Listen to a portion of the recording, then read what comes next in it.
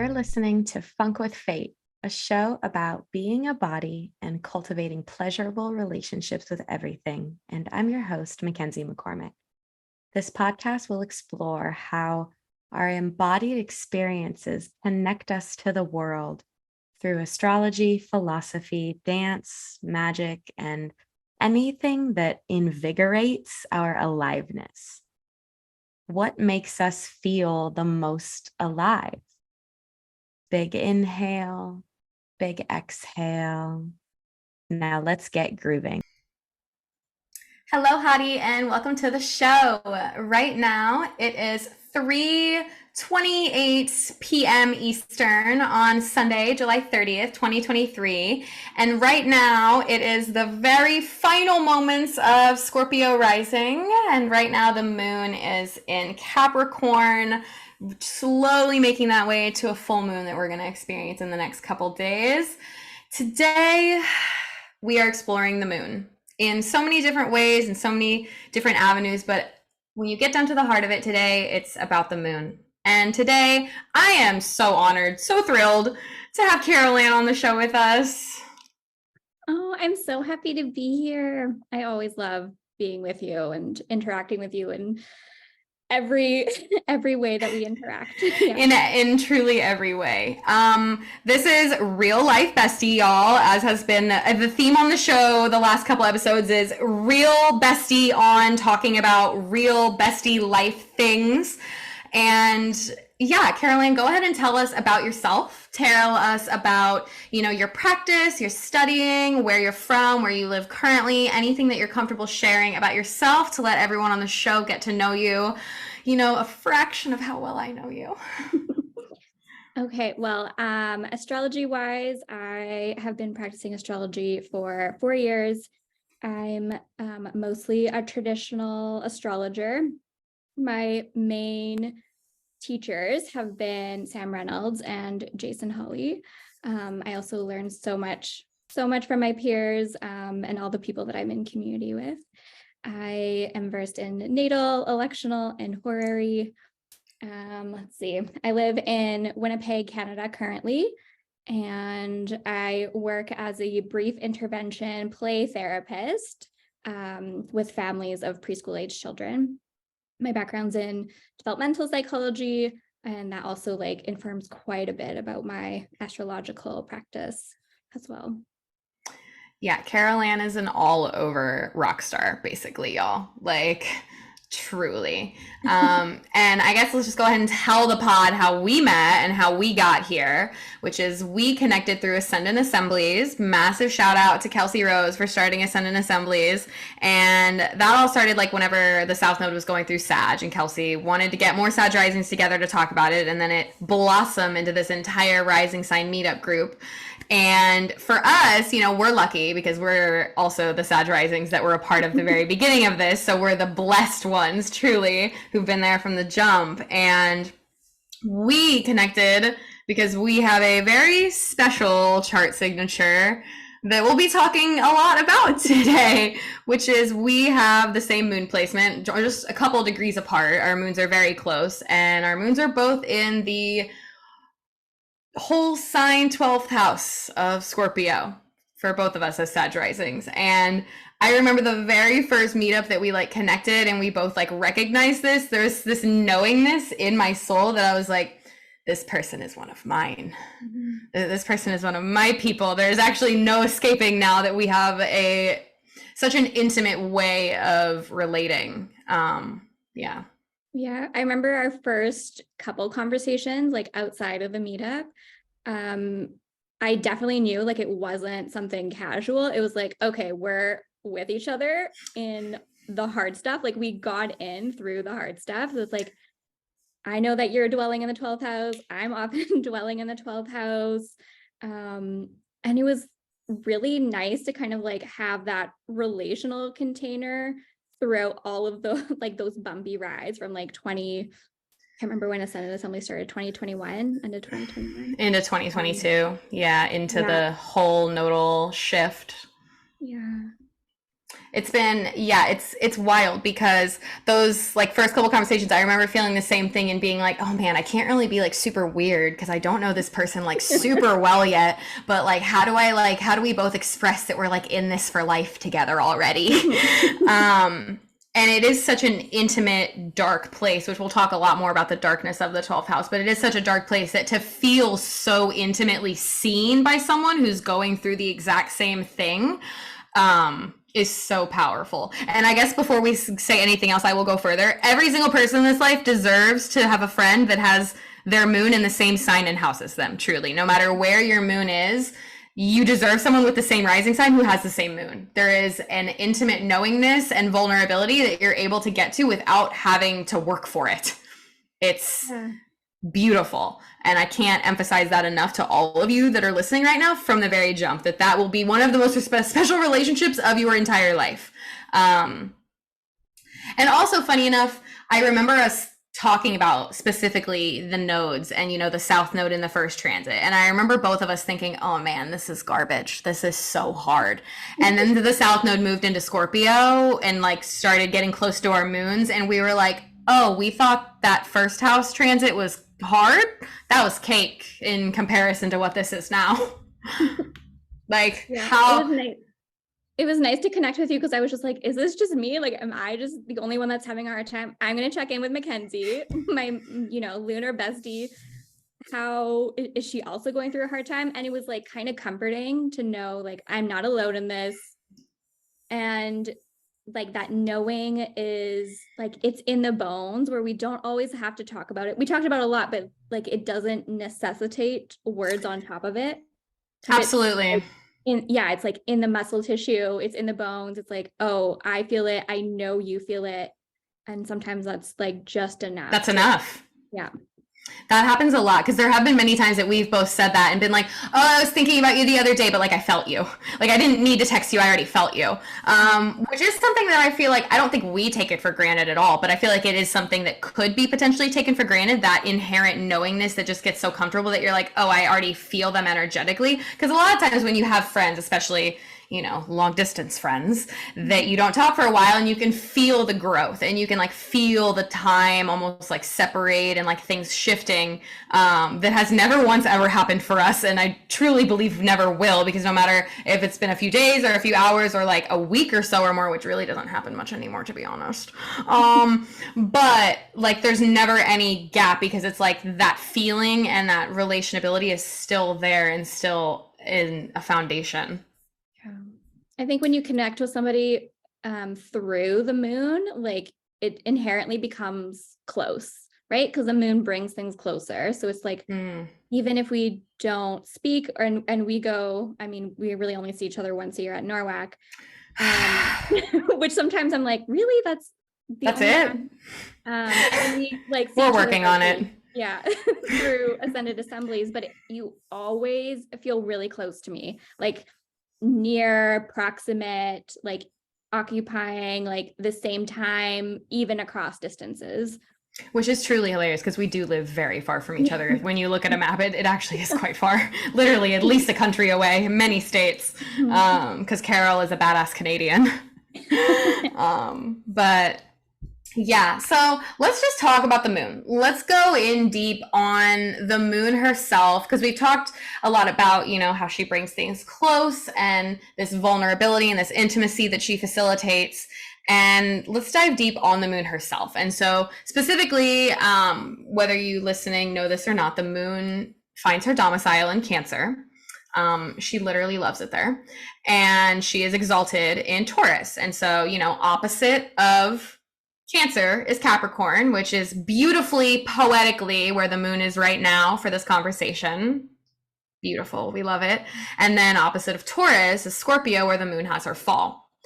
And this relationship between the moon, specifically with like earth signs and water signs more as a whole, and the way that like the dignity is so viscerally switches within the same element, has always kind of, I remember when learning astrology and I was like, wait, the moon just like loves water so much. How can she hate it? Like, how could she hate this experience? And then you're like, oh, that's how she hates it.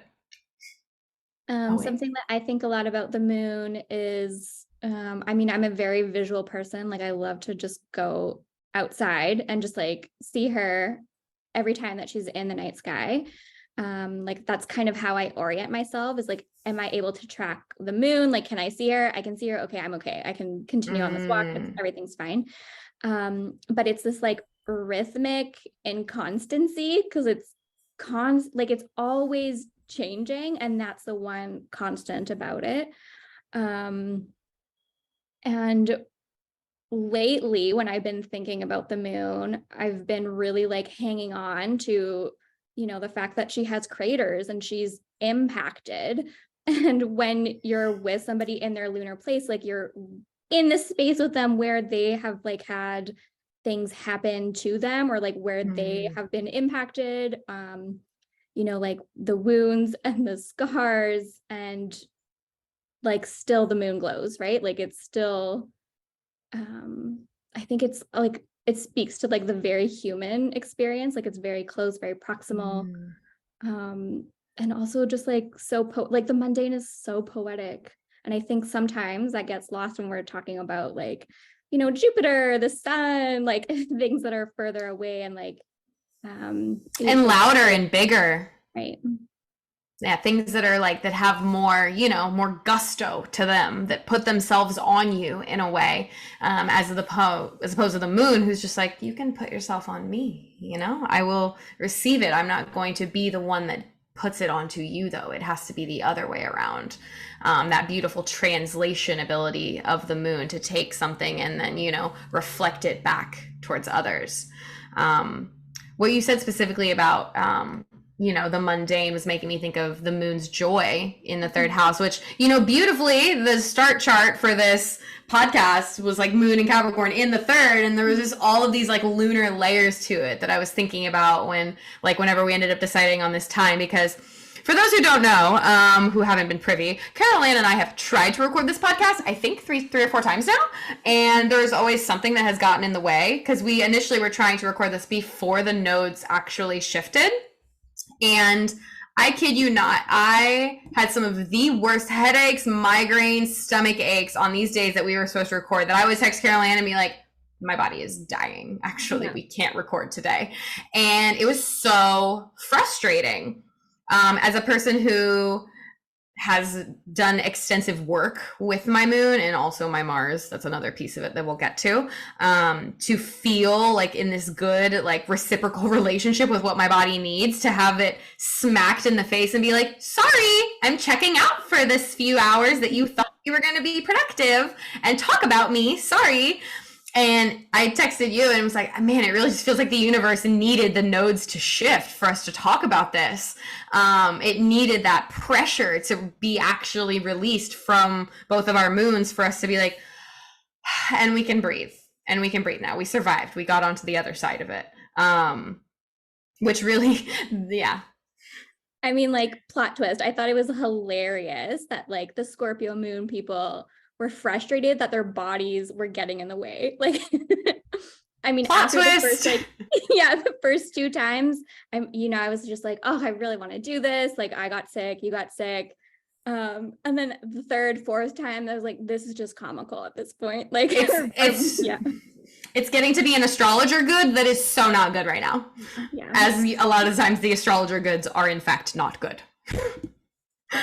But it worked out. And it ended up being, as we both said, we're like, it's going to happen when it exactly is meant to happen. And it was truly, I remember texting you a couple days ago during that Scorpio moon transit. Because if any of you follow me on Instagram, you've seen me rant on my stories about how thrilled I am that the nodes are out of Taurus and Scorpio, because I just had the best lunar return that I've had in a year and a half. And I texted you, the moon had moved into Scorpio like 15 minutes ago, y'all. Literally like 20 minutes. And I texted Carol-Anne and I was like, I feel fucking amazing.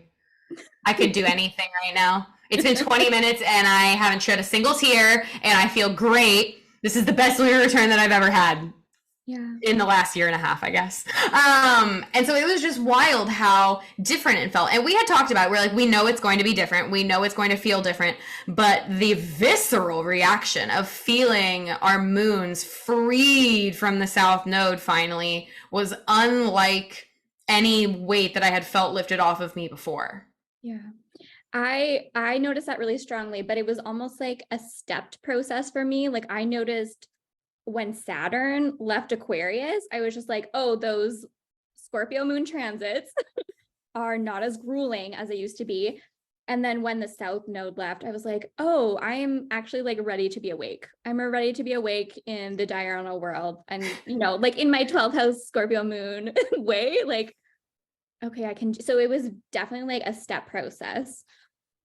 Yeah, the Saturn leaving was big. Definitely, yeah, might as well just start talking about the malefics now, because this placement for both of us is very malefic oriented, because for multiple reasons. One, you know, this is moon ruled by Mars, and we can't say that moon always hates being ruled by Mars, because the moon in Aries doesn't have, you know, technical debility or dignity either way. But you could probably say roughly that the moon and the Mars aren't the best of besties. Fair to say. They mutually fall each other. So, and that place being, you know, that planet in that struggle place, sign base wise, you know, don't even take anything else into it. You just go straight traditional sign based dignity. You're like, okay, not cool, whatever. And then you put it in the 12th house where Saturn rejoices, this extremely tender, uncomfortable place in the chart, and it gets infinitely stickier and spicier and messier and ouchier. Yeah. And also, let's just go ahead and say, you know, oh, I actually didn't even take the time to show your chart. I just realized, excuse me. If you're watching the video version, you're seeing Carol-Anne's chart. Oh wait, no, that's not Carol-Anne's chart. That's a transit chart. This is Carol-Anne's chart, excuse me. But if you are listening, Carol-Anne is also a beautiful, fiery, amazing Sagittarius rising, with the moon in Scorpio in the 12th house at 11 degrees. Carol-Anne has the hottest 5th house of all time, I think, with the sun, Mercury, and Venus there in Aries. And this moon is ruled by Mars in Pisces in the 4th house. Yeah, all good stuff. Just finished the Saturn return. Yeah. And so both Carol-Anne and I have a very significant, you know, moon, Saturn, Mars relationship with that life-giving source, and then both of our malefics. Yeah. Both of the malefics, yeah. But I've noticed that I tend to struggle more with benefic type things. Like there's a distrust for them, because I'm like, these are not the waters that I normally swim in. There's got to be something fishy here. And it's not that I mean, like, I definitely don't love Saturn transits at all. I do really well with Mars, but there's something about the malefics where like it's cut and dry. Like it's like, you know what you're getting almost. Like it's not, I mean, this might be a debilitated Jupiter thing too, now that I think about it. I was about to say, we're going to have to talk about Jupiter in a sec. Yeah, because both of us have, I'll show Carol-Anne's chart again, my bad, but Carol-Anne and I both have debilitated Jupiter. So for those who don't know, my Jupiter is in Capricorn in the 2nd house. Carol-Anne's is in Virgo in the 10th house. So we both have these debilitated Earth Jupiters that are aspecting our moon, that are aspecting our Mars, that are essentially making all these points of contact that are chart ruler, but also is like debilitated. It's at night, you know. And now might be a good time to mention the diurnal nocturnal quality within Sag rising as a whole, because it does come off as a very diurnal sign, and, you know, diurnal placement, as also like highlighted recently in an article by fellow Sag rising SP. I'll link that in the description for those who want to read it. Our SP wrote this awesome article about planets rejoicing in signs and these trends throughout different rising signs. Really awesome. Everybody should read it. There's a part 1 and part 2, I believe. In one of those, SP talks about the very diurnal quality of Sagittarius risings, also contributed to by the fact that our 9th house is Leo, ruled by the sun. It's very diurnal, and yet there are a lot of us, especially in ascendant assemblies, who all have night charts.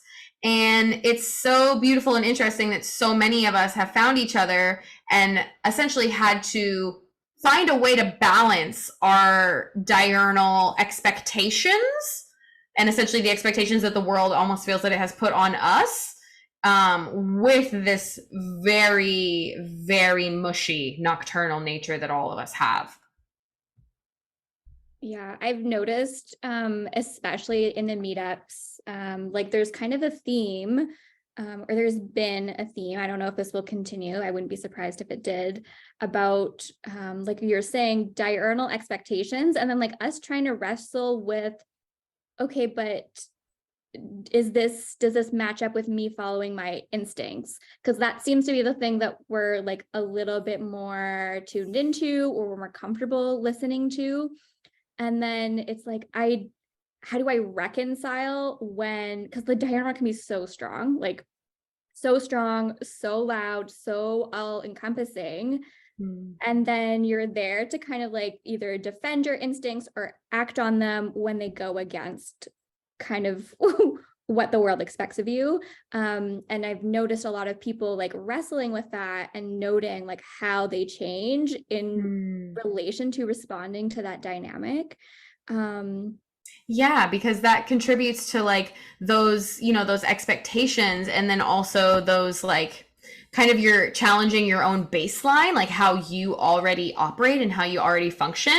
And that really makes me think about what you were saying about the benefic and malefic dynamic between, especially for us, like super debilitated Mars ruled moon people, we're naturally a bit more catering to the malefics because they run so many things and are so heavily prominent in our lives and in our charts that we are unable to look away from them.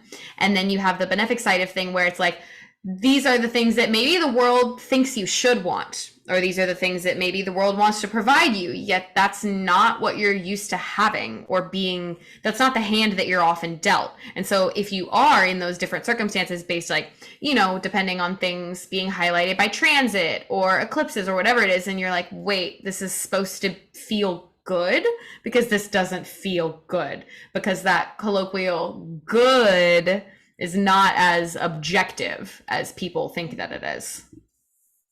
This also reminds me, like, what's so interesting about Sag risings with like a nocturnal chart is they have the out-of-sec luminary ruling the 9th, which, like is very visible. And then their in-sec luminary like ruling the 8th.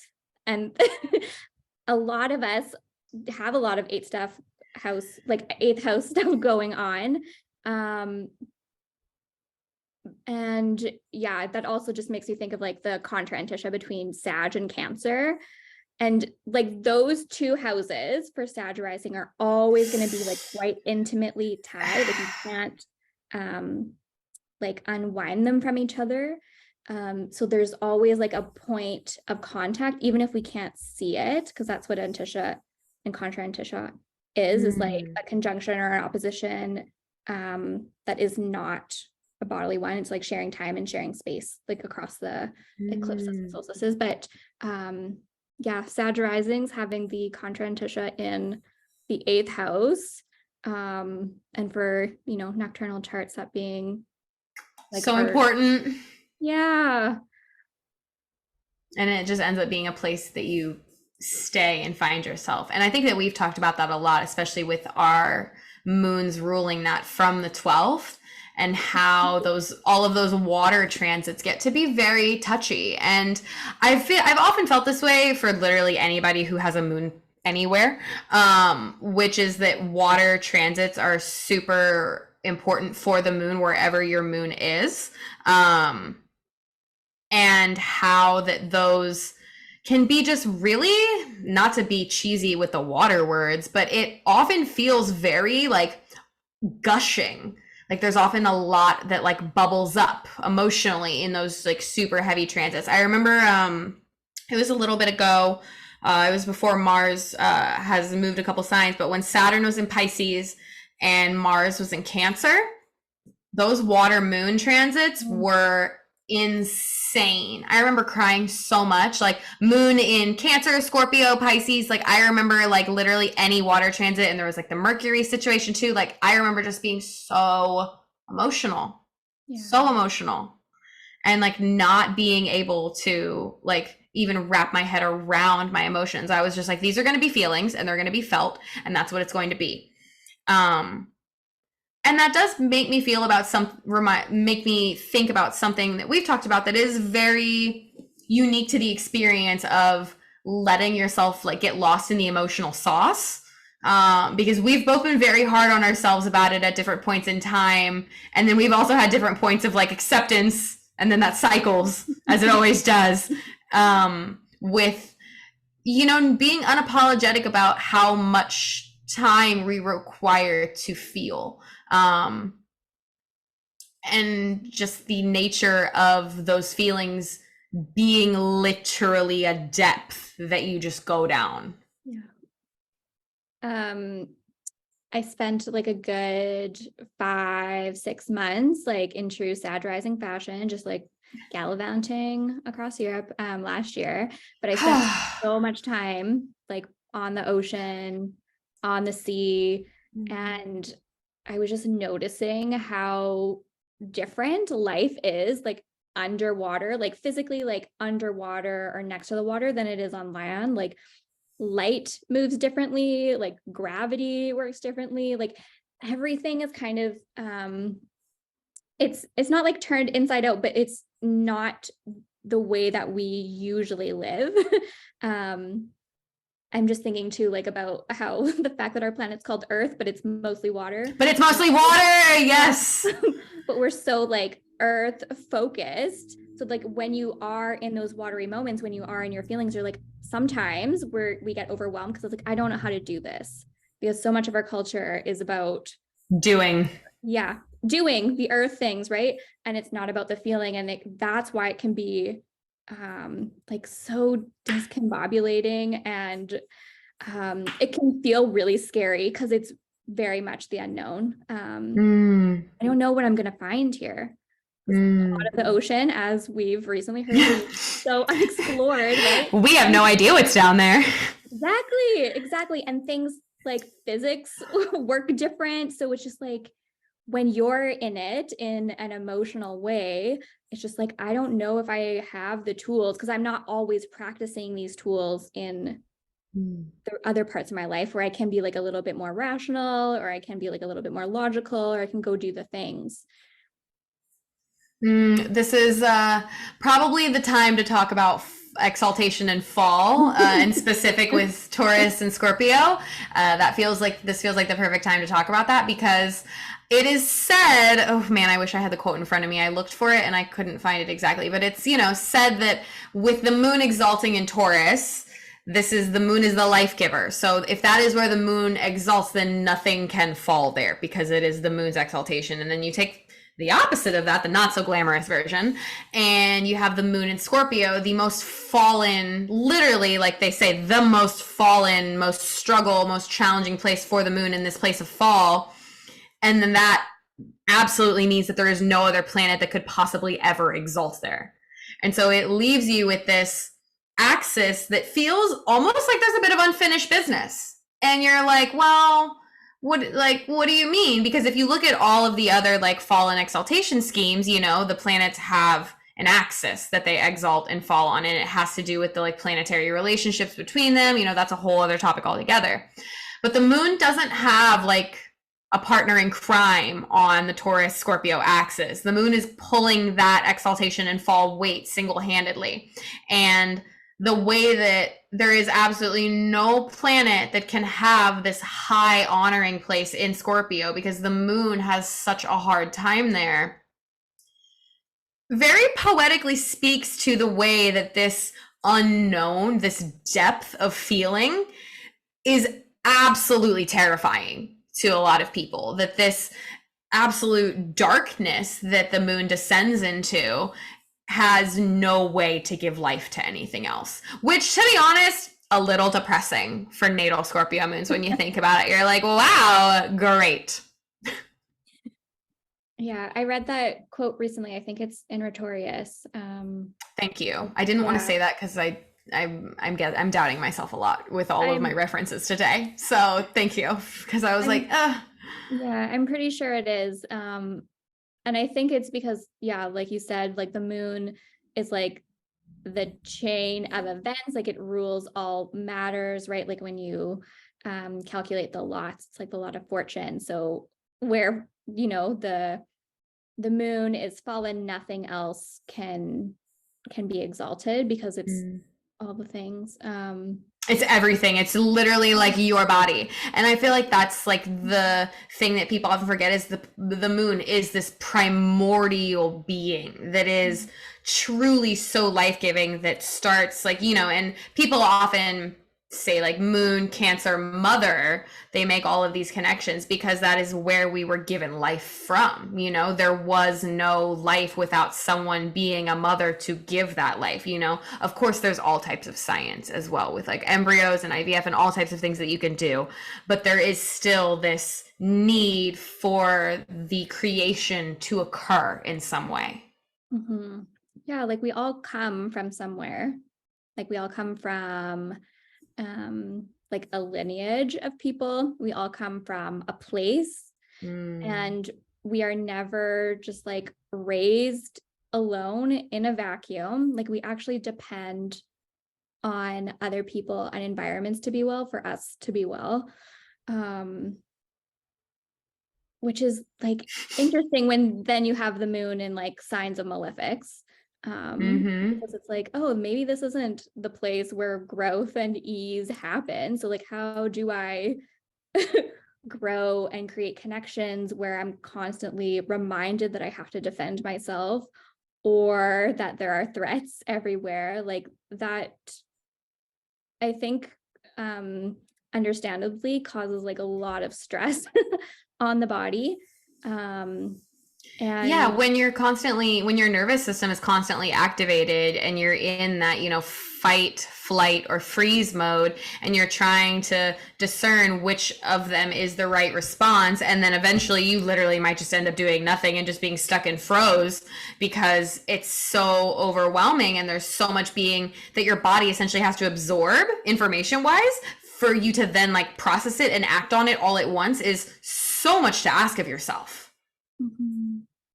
And this reminds me that I often see planets that are debilitated, but like specifically in fall where they'll almost like get in their own way. So like for the moon, it's like, I want to be cared for. Like there are these things that I need that I know I can't be the only one that meets them, right? And that's just part of being a human being. We can't do everything for ourselves. Healthy. Yeah. Healthy. We need connections. We need community. We need to also be taken care of while we're also taking care of other people. But if you're constantly like aware and like alerted to threats, then you maybe like put up walls, you isolate yourself. And then it's like, okay, well, now how am I going to get my needs met by somebody else? Or it's like when you're sick and you have to take care of yourself and you're like, but I can't do this because I am less resourced to do it.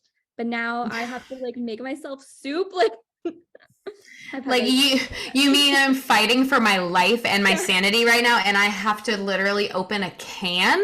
No, I'll just not eat for the next 2 days actually. In fact, I will not. Nobody actually do that. That's a me and Carol-Anne thing, but nobody else do that, please.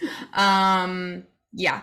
And that is so real because that essentially that relationship with taking care of yourself, with nourishing yourself as a whole is so multifaceted that you're like, I have to have all of these things. I have to make sure that I can do all of these things to even just have a baseline sense of okayness.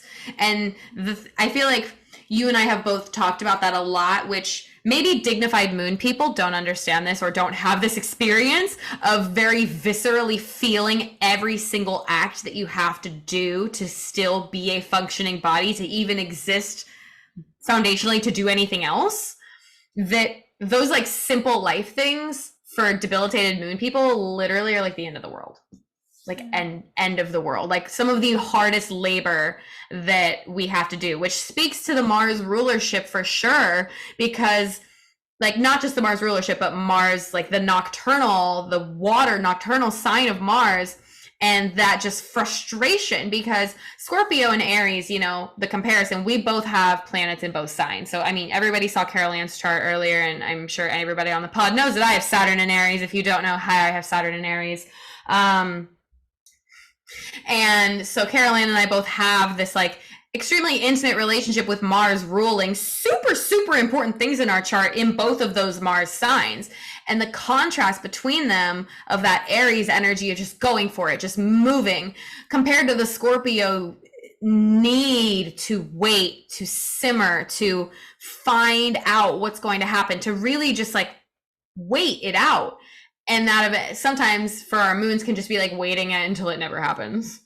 Mm-hmm. Because if you, like you were saying, the walls and the defenses, you know, when you're constantly in that space of needing to look out for yourself, needing to protect yourself, needing to always be looking underneath the curtain for another threat, you know, you don't have the space to fully relax and trust and be vulnerable with people. And if you do, it is so much work and labor that you have to put into getting there, because it's not just opening up to people, it's undoing all of the things that other people have done to prevent you from opening up, that you have to then battle and fight.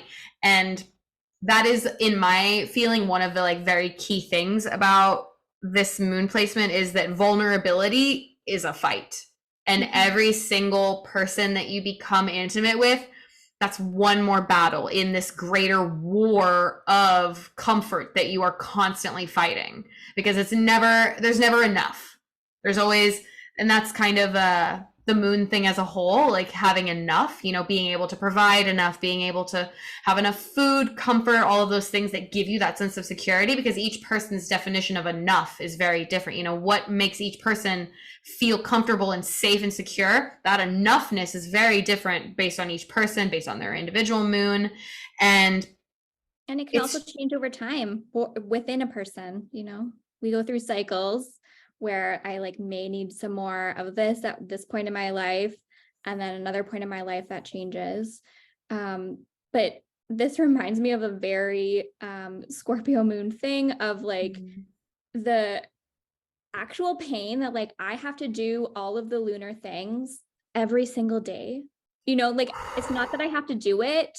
I mean, that's part of it. That's part of the frustration. Like that I have to eat, that I have to sleep, that I have to rest. But it's like, I have to do it every day. Like, are you kidding me? I ate yesterday. Like, what are you talking about? Like, I've already completed the task. Can we just like move on with going to do like the great, like warrior badass shit? Like, what do you mean I have to like make sure I use the bathroom and like that I have to sleep? Like, I've already done that. Can that be over?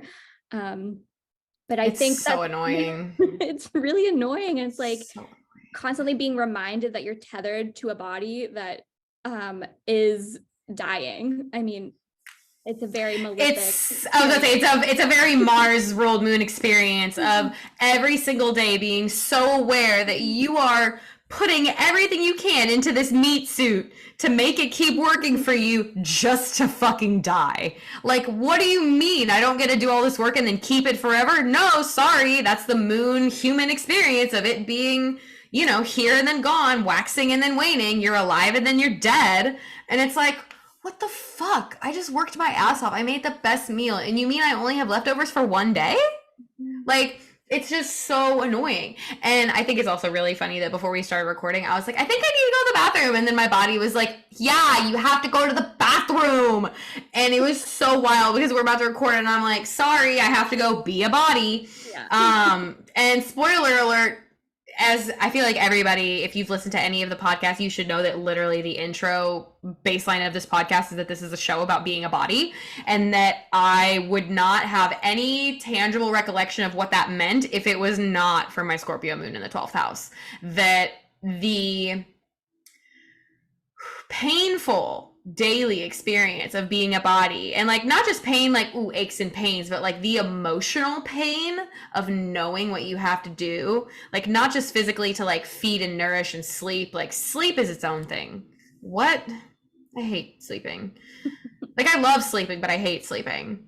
Like I seriously get the worst FOMO when I sleep. Like I will casually pull all-nighters working, and Max, my partner, will just be like, are you still up right now? Go to bed. And I'm like, I can't. I have stuff to do. Like I have like ambition. I'm ruled by a planet that is in charge of ambition. Like if there's this drive, and I'm literally going to push everything else aside. I'm going to cut through all of the other obstacles in order to do this thing that I want to do. Yeah, and it's that like it's that very Martian quality of like knowing that something has to be done, knowing that things have to continue to happen, and yet that very like real, like sharp Martian anger that we feel about it still, like it never gets old. Like the rage will never get old. I actually it was called, The Outrage of Incarnation, which was like a Mars moon like collection of words. I could call it a poem. It was just really angry words.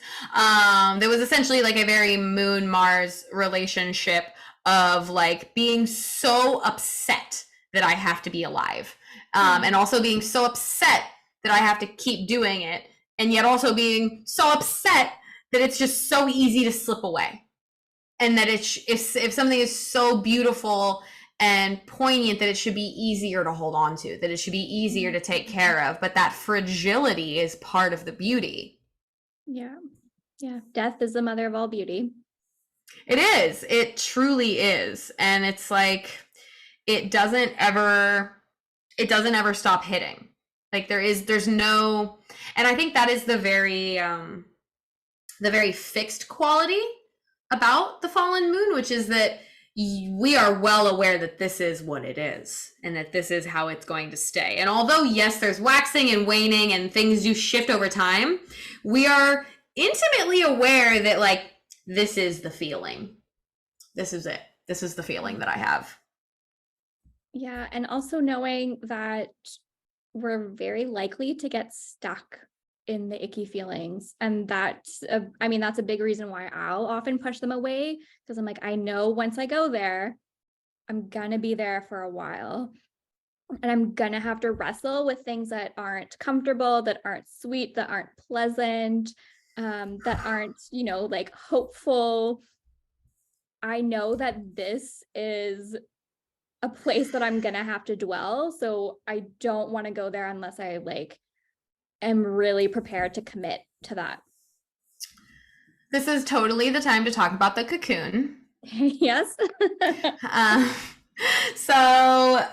12th house person can relate to this. Probably any debilitated moon person can relate to this, but surely Carol-Anne and I, as the fallen 12th house moon people, you have a little cocoon, and it's the safe place, and it's where you go, and it's where you escape to, and it's where you run away to when things just feel like a lot, and everything outside of there feels like a lot, and you're like, I could just go in here and feel everything in here, because in here it's safer.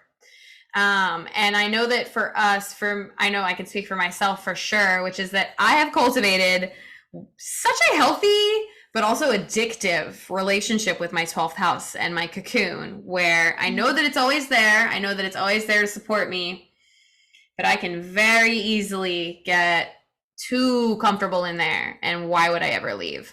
I cocooned very hard from the end of April till about the end of May. The last eclipse, or like the last eclipse before the nodes shifted, and those two eclipses that happened like in Aries and then in Scorpio, the fallen Mars ones, because at that time Mars was in Cancer, so you had a fallen Mars ruling these two Mars eclipses, like hybrid eclipse before the nodes shifted. Oh my lord, it smacked me abused me, pushed me down. I shrank into my cocoon and did not want to emerge. I could not emerge. There was no option of emerging. There was no option to be social or do the super diurnal thing of like promote my offerings and be an outward person with a business and all that stuff. I was deep in the throes of grief in a way that I had not been, well, since about 6 months before that, since the last eclipse.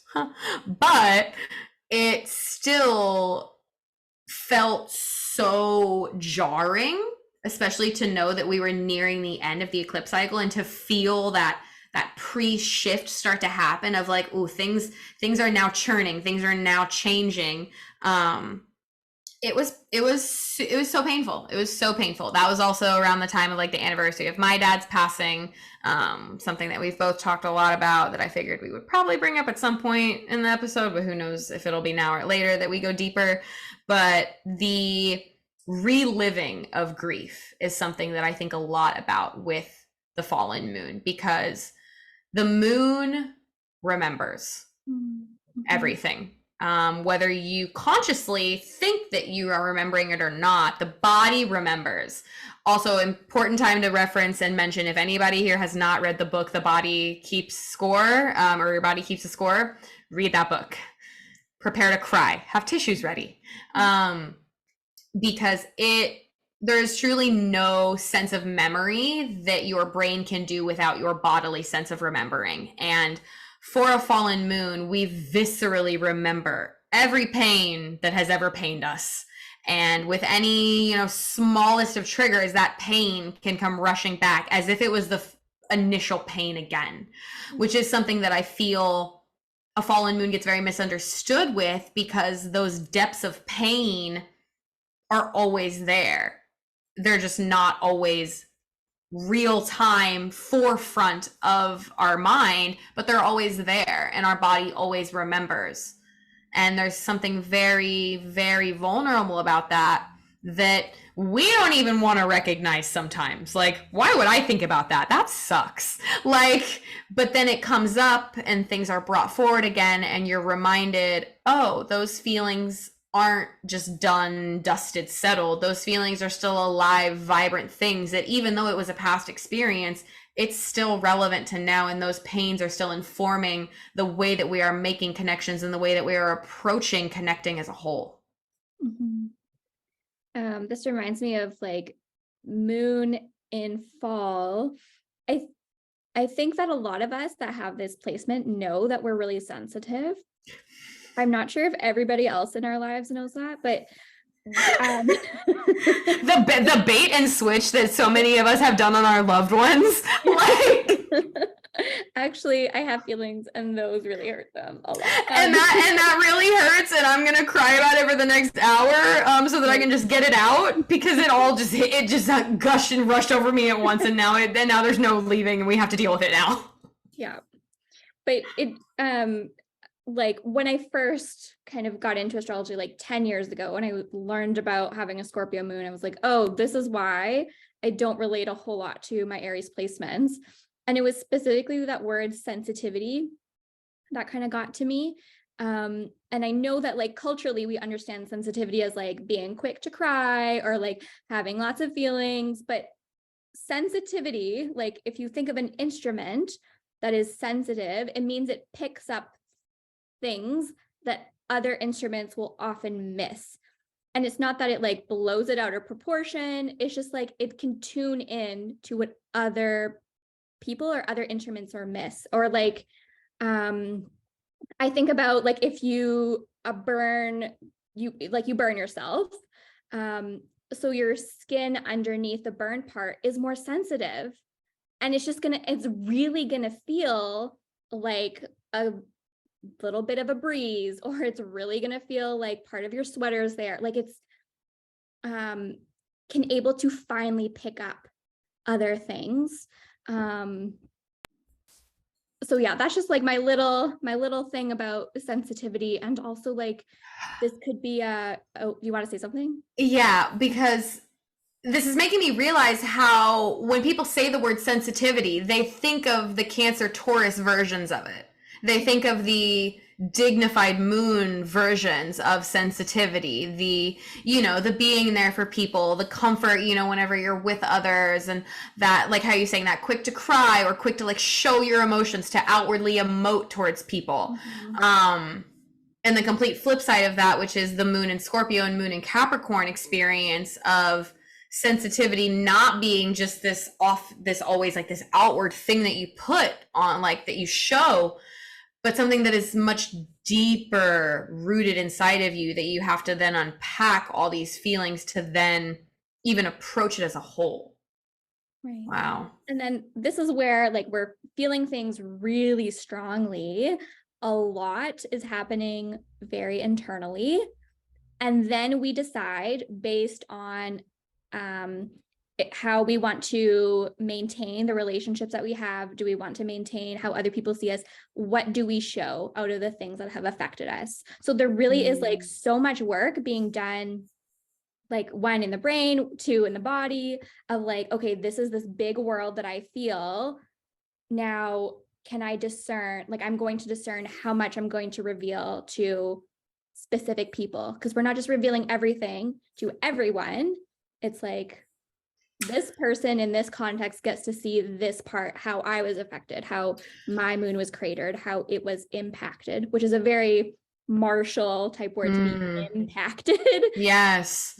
Another thing that this is really, really showing me is, we've talked about this before, but the way that fallen moons are able to reveal vulnerability to people in a way that comes off shocking as hell. Like, fallen moons we are almost desensitized to our own pain because we live it every day. And so we have a way of being able to make others feel comfortable sharing their vulnerabilities and their pain because we are so intimately aware of ours and willing, again, not to everyone and not in every situation, but knowing which parts of ourselves, as you said, have been impacted to share, then are so potently able to facilitate others feeling like, oh my fucking God, okay, I can talk about how I've hurted because you can talk about how you've hurted and you can be that exposed.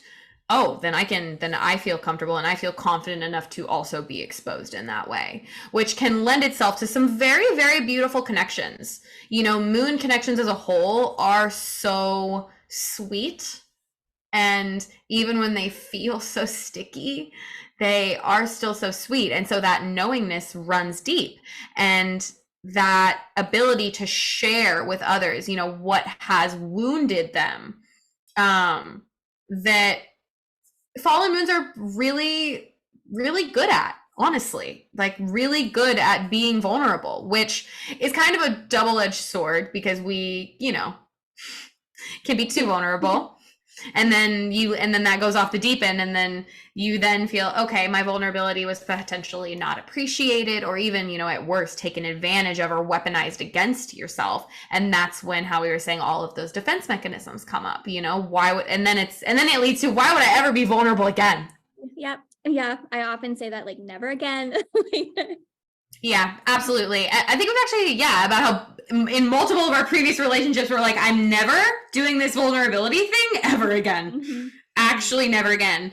And then you find someone who you feel comfortable around, and you're like, but this vulnerability could be good. Right. And there's also like that missing, like, I think because you've felt the depths, you really notice when it's not there in other relationships.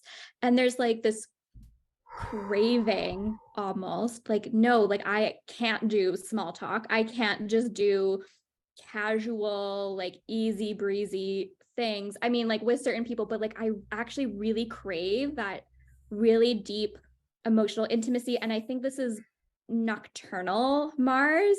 Like, somebody asked me a long time ago, like, what does intimacy mean to me? And I'm like, it's knowing what hurts the other person, and specifically not wielding that knife. Like, it's the the fact that you know it, and then you choose not to do the thing that will hurt.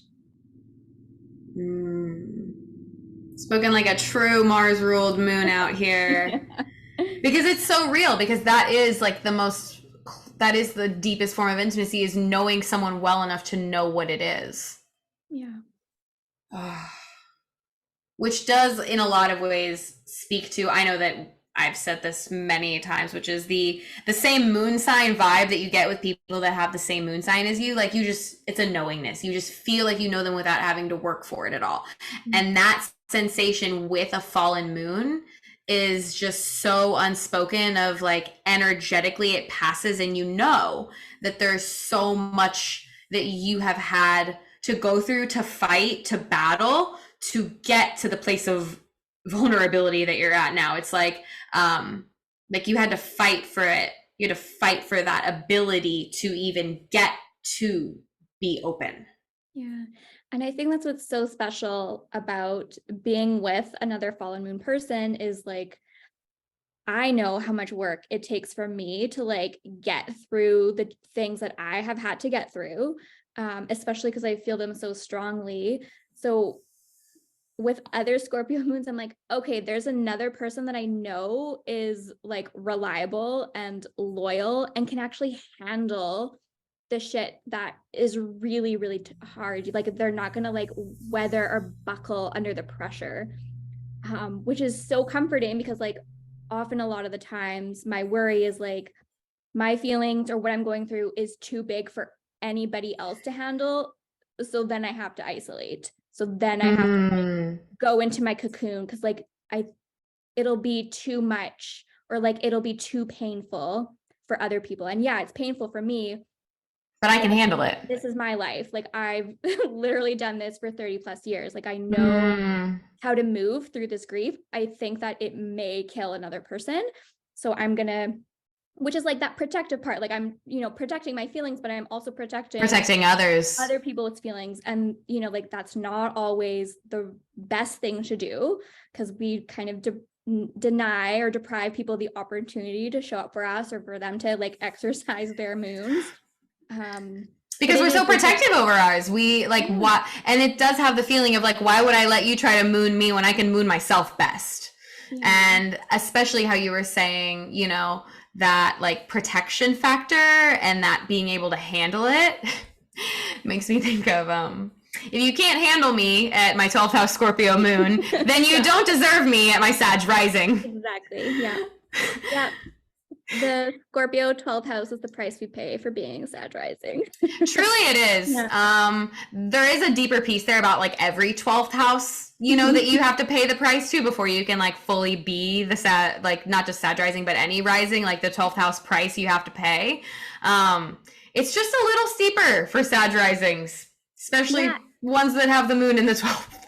Yeah. And it's like, I remember first learning about the 12th house, and it's like kind of that area where you like shove, like it's like kind of like that attic where you like shove everything that you don't want to deal with. Like, the family doesn't want to deal with these boxes, they put in the attic, or we don't have to look at it, we don't have to think about it, out of sight, out of mind. So it's kind of like, the dumping ground for things that are a little less comfortable. And for Sag risings with placements in Scorpio, it's like, yes, I perform all of my Sagittarius-ness in part to protect and to hide my Scorpio self, because I'm really, really like sensitive and protective about it. So I'm like, okay, how is a way where I can be that I know people are gonna like respond to really well? And I like, when I'm going through shit, I'll often like make jokes or make light of other things, so that it's like, I am in this world, like you can all see that I'm being present. And then I go home and it's like, this stuff is tucked away just for me. So then I find that people are often surprised when 12th house people are like reveal honestly, like later on. Like, it took me I think it took me like almost a year to tell my close friends like that my dad had passed when we had started class together. And they're like, oh, I had no idea. Because I was like, that whole time we were in class, like it was really hard. I was in a lot of grief. And they're just like, we had no idea. I'm like, of course you didn't. Like, precisely. Why would I say that? Like, I thought everything was fine. Like, exactly. That's the whole point. That is the gag. Yes. Yeah. Wow. The ultimate commit to the bit. But it's true, because that essentially that commitment, and essentially that Scorpio piece, how you're saying that loyalty, that reliability, that commitment of willingness to go there and be there is not something that we just ask of anybody or expect of anyone. We know it because it's our life, it's that experience, but we don't assume that anyone else will be able to go there. And so almost to a fault, we will hold on to it because we don't want to burden anyone else. And I truly feel that that is a very key fallen moon thing, is not ever wanting others to hurt the way that we have hurt, and wanting to do absolutely everything that we can to protect the people that we love the most from feeling that hurt, even if that means more hurt for ourselves that we have to process because we feel that we can handle it and that we don't want anyone else to ever have to. Because just as you were saying, like, you know, I can handle this, but this could kill someone else. Yeah. And that extremely, you know, difficult thing to then process and then trudge through for others that were like, well, that's just a walk in the park. You know, the park might be literally getting hit by a tornado, lightning, but we are just walking because this is a battle that we fought before. Yeah. There was this line in the show that I saw like a long time ago, and it really made me think of the difference between Scorpio and Taurus, specifically the moon placements. Like, the person said, how does it go? You're skipping around in a field of bombs, mistaking them for daisies. And then I'm thinking like the reverse of that, like you're skipping around in a field of daisies, mistaking them for bombs. Like, oh, wow. Yeah. That's like crazy. Everywhere, even when there isn't, but because you're so like triggered. And again, like the moon remembers. Yeah, you're attuned to the threats already. And so there's not space for you to attune to the other. And this is bringing back a piece that we were bringing up about the benefic malefic differences and how difficult it is to like respond well to those things. And I think it's also certainly emphasized for us because both of our Jupiters are debilitated, and, you know, Jupiter exalts in Cancer. You know, Jupiter has this beautiful exaltation in the moon's home. And so for us to have so many key points of those like exaltation fall, like that dignity and debility relationship, speaks to a way that we don't expect things to go well. You know, in so many ways, a fallen moon is not thinking that it's going to feel good, no matter what it is. It's relating, comfort, living your life as a whole. We're not going to assume that it's going to be easy, smooth, enjoyable, you know, pleasurable at all. And so then when it is, because inevitably it is good at some point, life does get good and bad cyclically. But when it does, we're left with this feeling of disbelief and this inability to grasp the good, because our bodies have been so attuned to a either real threat or just a perceived threat that receiving something that is not a threat feels like more difficult. Yeah. I mean, Scorpio moon is like notoriously, constantly, or often bracing for impact.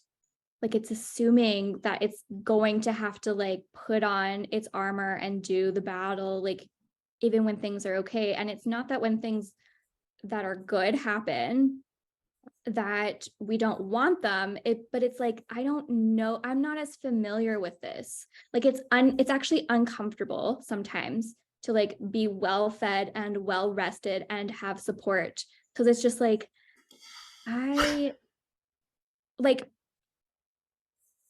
had an epiphany a while ago. Like I am really good at surviving through shitstorms. Like I am actually terrific at that. Like when there's a crisis, like I'm really good in a crisis.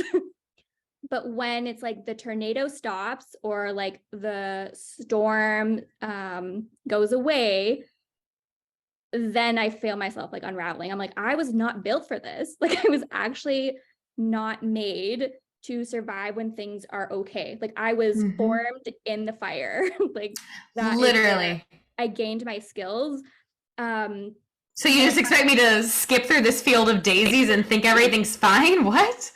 But it's not like I don't want to be in crisis mode all the time. So it's very much just like reworking the nervous system to like not just scan for threats, but like to scan for safety. And that is so taxing on like my energy, because it's like we have to learn new things that go against so much history. And that takes a lot of time. Like it takes a lot for our bodies to be able to metabolize something different when the roots of the opposite are so strong. Yeah, when your nervous system has been continually conditioned to brace for impact, to expect the worst, to be prepared to handle a crisis no matter what it is, no matter where you are, no matter how good you might think things are, you have to always be ready for that. To then completely decondition yourself from that and to start maybe not expecting, but being able to receive something good like love, care, support, nourishment, resourcing, to be able to actually hold that and have that feels so foreign. And I think there's also a lot of the like analogies about, you know, exaltation and fall, and also, you know, domicile, and whatever you want to call the opposite of domicile, and the nature of being in a place that you're comfortable versus being in a place that feels foreign. And also speaking to the nature of the 12th house as a foreign place, you know, foreign things, places, that's a big signification of the 12th house. And so for every person, no matter what your rising sign, that being the place that you often like shove things that you don't want to deal with, you put them in a foreign place. You put them in a place that is physically feels far away, even though it's not, even though it's closer to you than almost anything else. It feels far away, and you can think and almost trick yourself that it's far away and you don't have to deal with it. But then when that's Scorpio and when that's your moon, that ends up being a place you spend a lot of time. Yeah. And then taking yourself out of that to be in the real world gets hard. Yeah. I'm just reminded of, you know, like some of the significations of the 12 being like institutions, hospitals, prisons, like those are places where we put people where we don't know how to deal with some behaviors that we may not like. But, you know, just like all those fast fashion memes, like when you throw things away, there's no away. Like it goes somewhere. It goes somewhere. It goes somewhere. So you have to reckon with like, okay, what are the things that are not desired or that are not like appropriate as deemed by the society and the culture? And I mean, like our moons living in Saturn land is like always really clued into kind of like that those like outskirts, the things that don't belong. I mean, I think about like Cancer, Capricorn as like the axis of belonging. So you have like the moon and Saturn's interactions there. But I think you can also see it with the 12th house of like things that don't fit or that we don't, we're made uncomfortable because like they don't have a place, right? We haven't made a place for them. And I think that's the biggest thing. We haven't made a place for them. Yeah, and then those feelings, like essentially that out of placeness, that sort of very like foreign feeling ends up resulting in severe loneliness.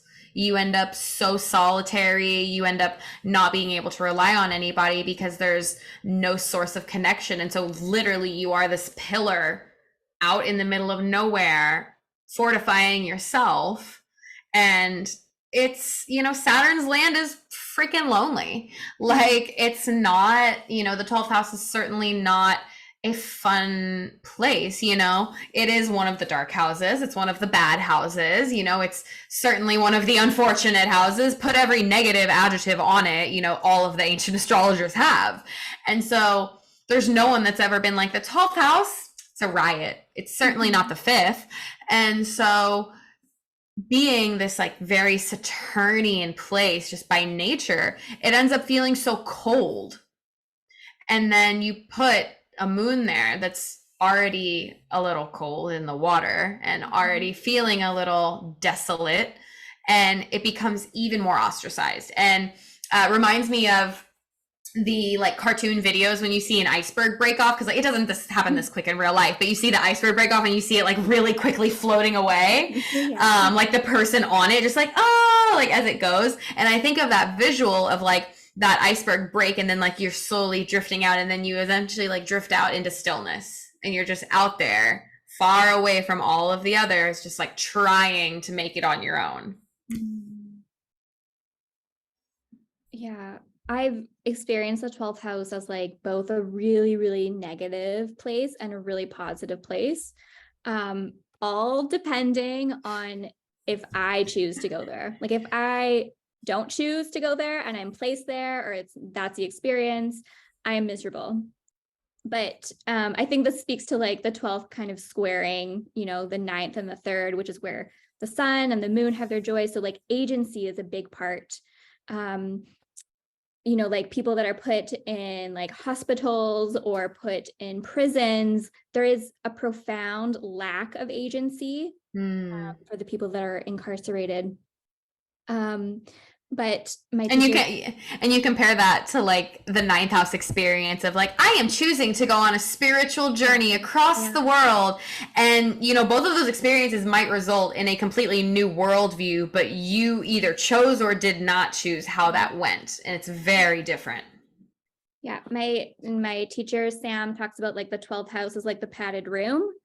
And like it can be a place that is very isolated or also insulated. So like if you're looking to kind of like get away from all the like hustle and bustle of your daily life, like you need some quiet, some alone time to like go within in order to create like art, music, to do something very creative and to tend to those juices. Like the 12th house can be really excellent for that, but you're choosing that, right? Like that is a choice that you're making.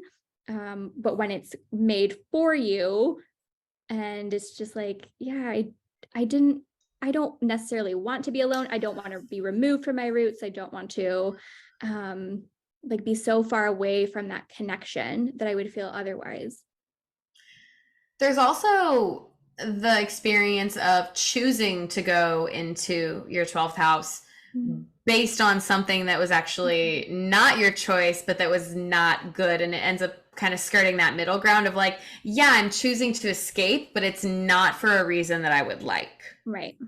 And it ends up feeling like almost that weird in between of like, yeah, I have the agency and I chose to go there, but it almost felt like I was backed into a corner there. And those experiences of feeling almost shrunken, specifically with being ruled by Mars, ends up being very much a result in displeasure and all of those hot, spicy Mars feelings of anger and frustration, and very much able to lash out when you feel like you're emotionally being backed into a corner. Specifically, I will also note whenever fallen moons are feeling like they're being forced to be vulnerable or be open about something that they're not ready yet to talk about. Yeah.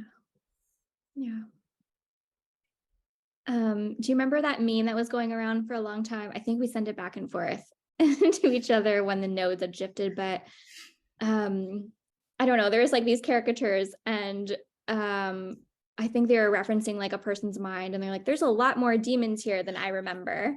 I was just like, oh, this is why people with 12th house placements have to return to their 12th house like in a pretty regular way. Otherwise, like all of that crap and those ickiness builds up, and it's so hard to manage after. It's like returning to a place of grief after like not having done a lot of grief work after like a year.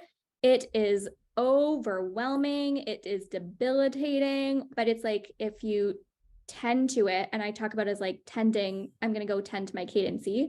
But if you tend to it in a regular way, it becomes like manageable, and I'm not having to deal with like a year's worth of stuff that have built up. It's like, okay, it's been a few days. Like I can have a tiny little cry instead of sobbing for like a month and a half on end. But I think the 12th house kind of requires like us to be present in it in a Mm. regular way as 12th house people that other like that our society doesn't really like allow for or encourage.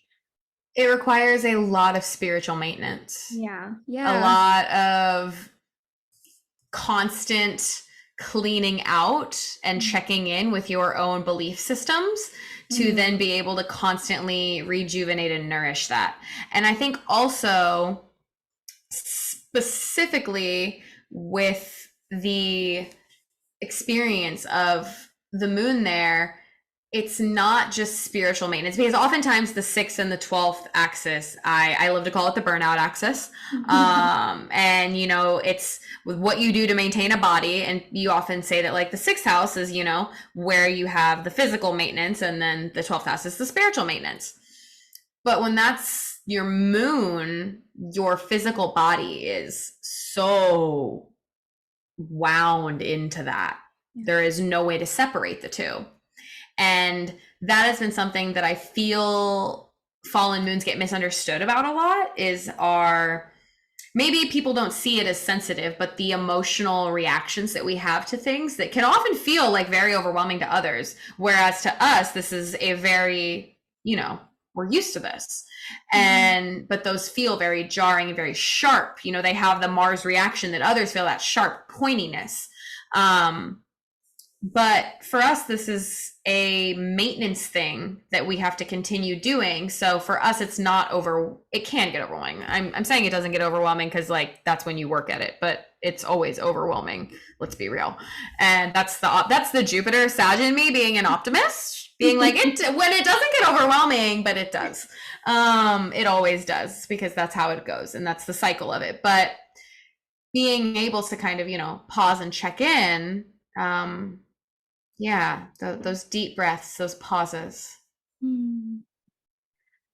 This made me think about how, you know, like the 12th house is the house that was rising like right before we were born, right? And it's where Saturn rejoices. And we talk about the 6th house as the house of labor, but I'm also a birth doula. So I'm thinking about like birth labor a lot. And it's like, it's a really interesting place to be, because one, yes, it can be like incredibly spiritual, but just when a person is having contractions, like there's stops and starts and it's rhythmic, right? And I think that speaks to, you know, like, I mean, I relate to it because my moon's there, but it's like there's so much work that's being done for, let's say, a minute, but then you actually have to rest for that minute or 2 minutes in between because another one's coming. It's not like you work the whole time when you're having contractions. Like you really do have to prioritize, okay, the contraction's done. Now we really have to engage in like active rest. Like that is so important because we know the next piece is also going to require a lot of energy. So the 12th house being like, there's a lot of things going on. Granted, it's like behind the scenes. And if you're doing a lot of work behind the scenes, you need so much rest because then you can't maintain it. So it's just like you're in contraction, you know, like birth, labor, land, like what is wanting to come through, what's wanting to be birthed, and what is actually like a little bit of a battle. Like it doesn't always, I mean, it can feel super good, but oftentimes it doesn't.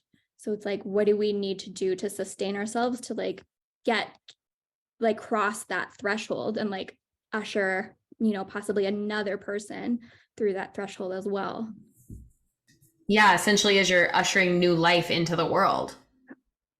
This is making me think of how planned birth has become and how more and more people are having like 12th house sons because births are being scheduled, and how despite our society being so diurnal and wanting people to be so outgoing that they're almost in a way facilitating more people to need more time to themselves through forcing or timing. You know, we get it. Doctors want to work on their nice schedule. They don't want to be there waiting for a mother to birth at like 3 a.m., as was the key back in the day, before Western medicine really systemized birth. that now we're seeing this like shifting of the pendulum. And in a way, you know, there are a lot of declining birth rates. Less people are having kids, more people are, you know, deciding to not have children for one reason or the other, whether it's because they can't have children or they're choosing not to, that the birth story is becoming so complicated and so much more complex with time. Because for a long time, I remember people talking about how great, you know, how far we'd come in healthcare, you know, and then the reality sets in that things still aren't that great. Especially if you're in a minority or a marginalized group who has, you know, historically much harder time accessing healthcare. And how complicated that becomes when so many people, you know, that I know is like, oh, my mom, yeah, had a C-section. So I was born, you know, like, right, like 7, 8 in the morning. And like all of these, like you see so many more 12th house sons than I feel like I ever have before. Yeah. Yeah, I think this is part of like a larger narrative of like wanting to manage nocturnal planets, right? Wanting to manage the moon, wanting to have it on a schedule. It has its own schedule. Birth has its own schedule. There are times when interventions are required, but I think we're seeing them performed a lot more out of convenience. And when things are happening out of convenience, you have to ask, like, who is it convenient for? So who is being prioritized? Whose needs and whose wants are being prioritized here to the detriment of another person or other groups of people? Yeah, like whose comfort and whose like actual baseline livelihood is more important. Right. Which of course the diurnal answer is always the person with more power Right. in our society writ large, how it is now. Yes, Yeah. exactly. Which is of course the patriarchy. Mhm. Which of course that is what that is. We'll just say it on the pod. We hate that. So Yeah. let's never forget.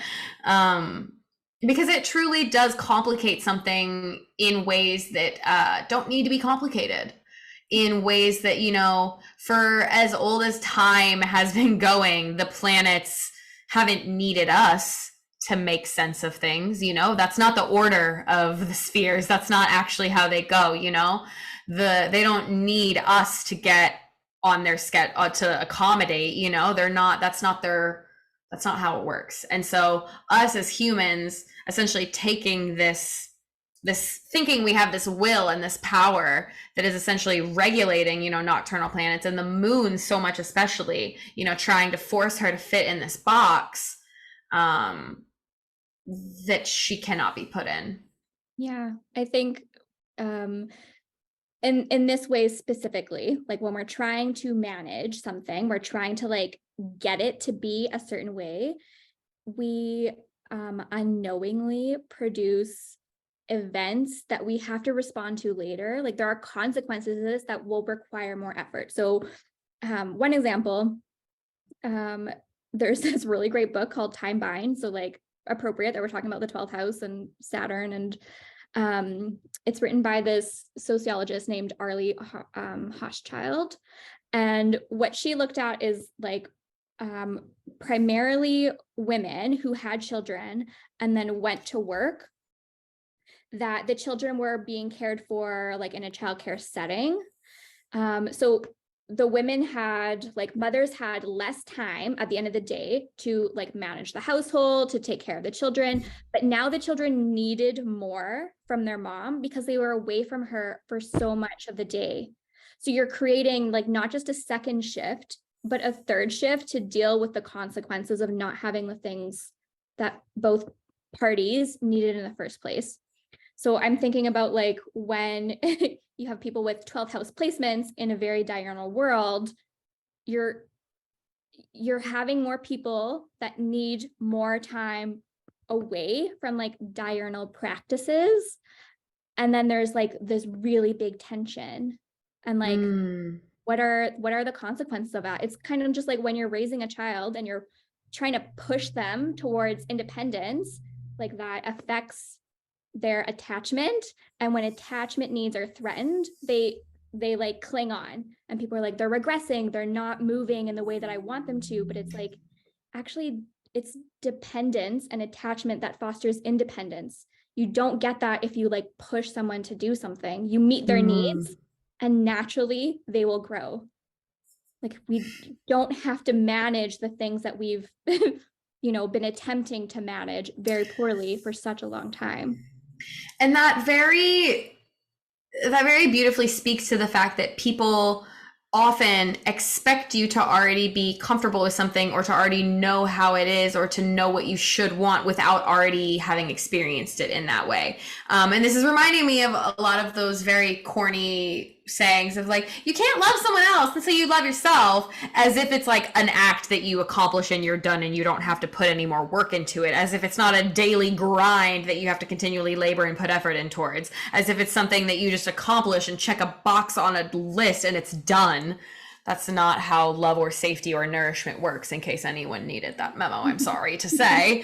But it's not something that is just done and it's over with. It takes all of that constant work. And so when someone approaches it from that more thought-based rationale of like, you did it, it should be there, we've accomplished it, now we move on, without taking that really nocturnal, like intimate, juicy step of like, did you consider how that made me feel, and how those feelings aren't just gonna go away?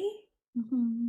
Because I feel like that is often the diurnal response to a lot of the very painful Scorpio moon emotions that come forward. Is like, okay, just talk about it and then you're done. Yeah. And I it's have to be in it. Like, I have to let it move through me, and it has its own time and its own pace. And like, who am I to put my own like timetable on it? Like, and that is where the humility piece comes in, because it's like, who am I to put a timeline on the gods? Who am I to tell them when to do something?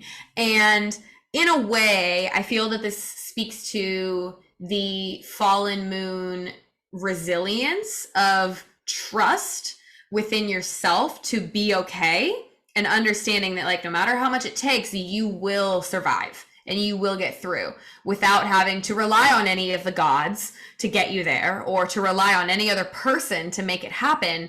You know that that strength is going to come from within you, if it's the last thing that you do, because it will keep you alive. yeah, absolutely.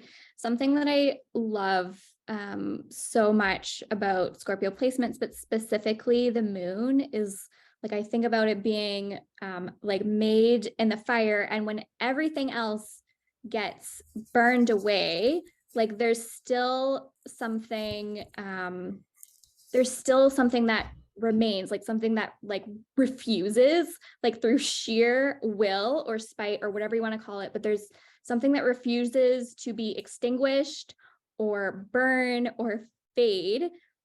And like, that's the piece, like that's the thread line that takes you from like one event to another, one time to another.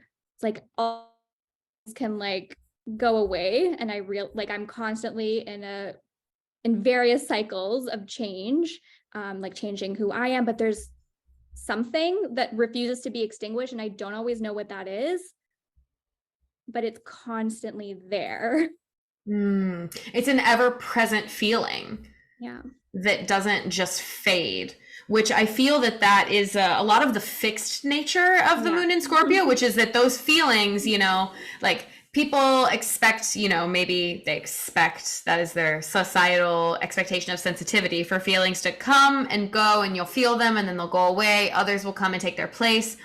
And there's something so permanent about the pain that a fallen moon feels, that even if you're not actively feeling it or experience, it's still there, and it's still something that we have respect for. And oftentimes that is where we see conflicts come in with different people, potentially different, like people with their moon in different places that have different approaches to security, that can't wrap their brains around why those feelings have such staying power.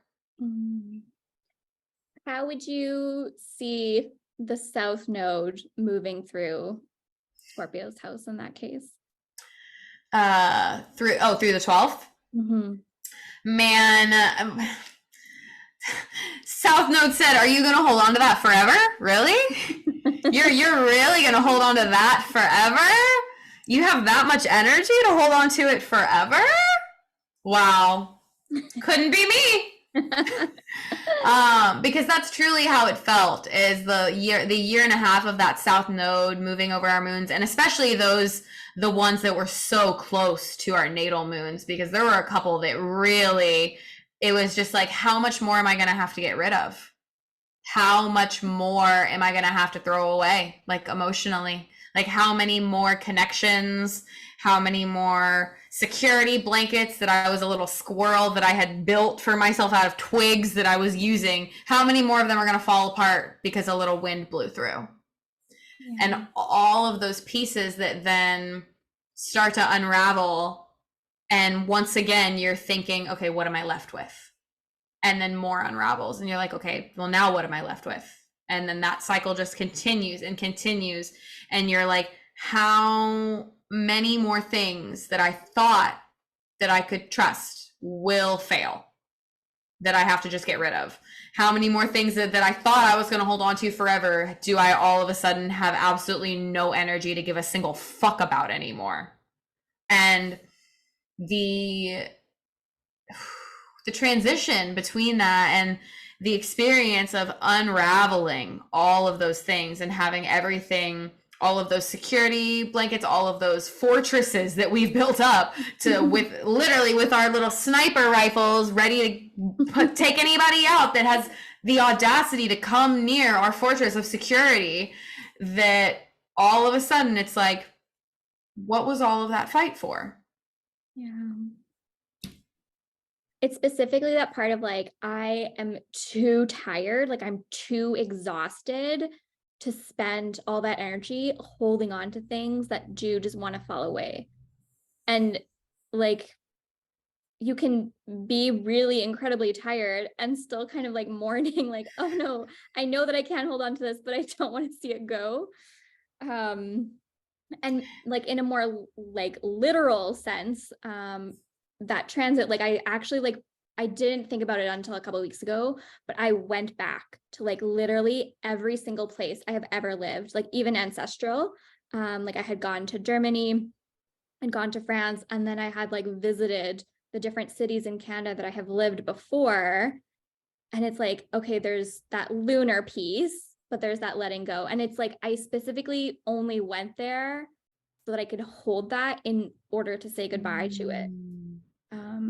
Because I think, you know, with the nodes, you can't really talk about the South Node without talking about the North Node and vice versa. Like you can't, if you want to let go of something, like you have to grasp it first. So you know exactly what it is you're letting go of. You know the contours of it, the weight of it. And you're like, and then you can make that intention of like putting it down or putting it somewhere else. But yeah, I just thought that like it was so literal, and I've heard like other people who this wasn't their moon placement, but because it was, you know, in the axis of like the exalted moon, that a lot of people were like going back to things from their childhood, or they were remembering things that like really kind of like struck a chord with them, that impacted them, and they were kind of like saying goodbye to it or like putting it to rest. Remembering all of those things that brought them comfort and that then helped form their sense of familiarity. Interesting. Wow.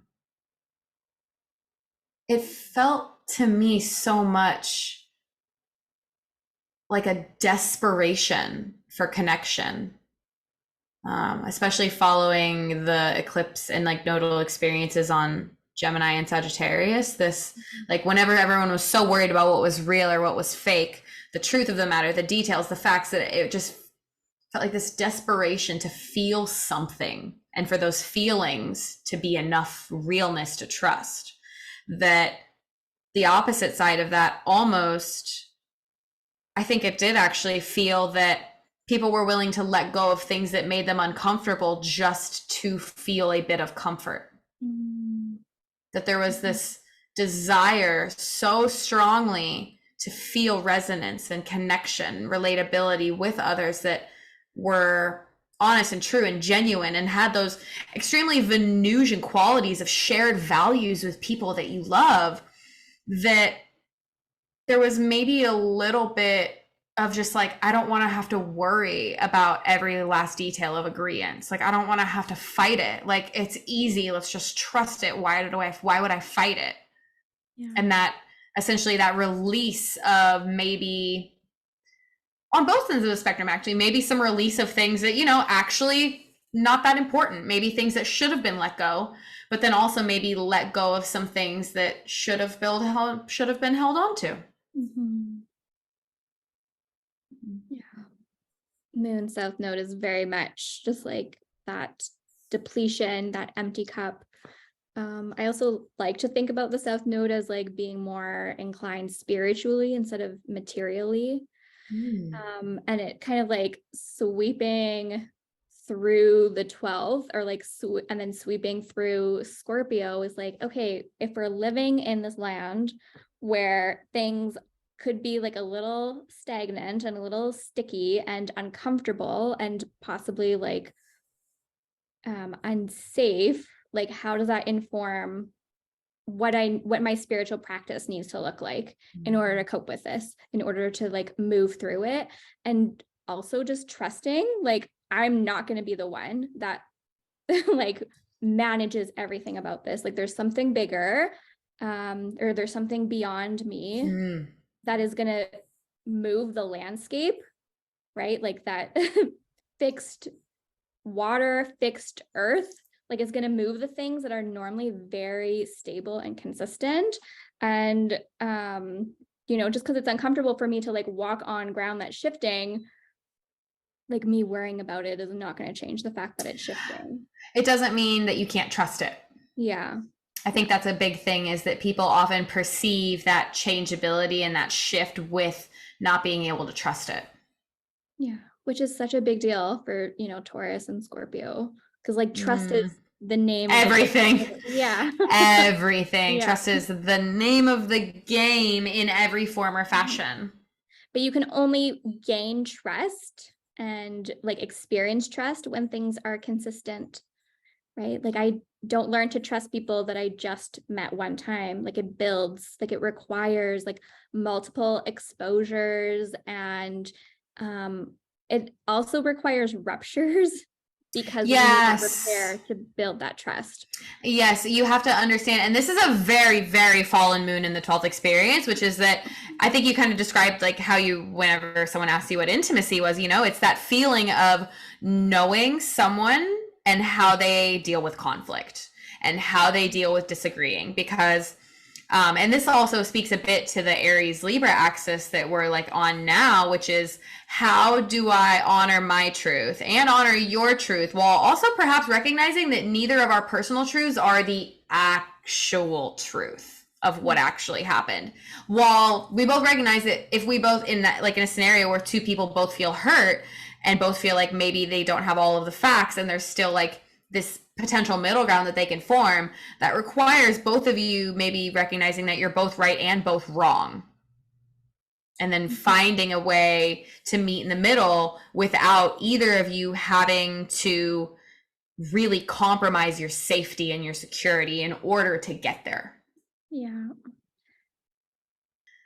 This is probably the time to talk about that nodal transition axis between Taurus and Scorpio into Aries and Libra, and not just as, a nocturnal axis of Mars and Venus ruled, but also the place of exaltation and fall of the moon and the sun, and truly the relationship between the light and the dark that comes through in that. Something we haven't even mentioned is, eclipses as a whole. One of the reasons that eclipses are so visceral and important is because it's a disruption in light. Literally, there is a disruption in the normal chain of light, because the sun and the moon, they don't go retrograde. They have a nice reliable cycle all year round. And so that's ancient, in so many histories, our circadian rhythms, our like daily life routines, we shape them around day and night and the sun and the moon without even oftentimes knowing that. And that transition in the nodes has, something inherent with light itself. Mm. Yeah.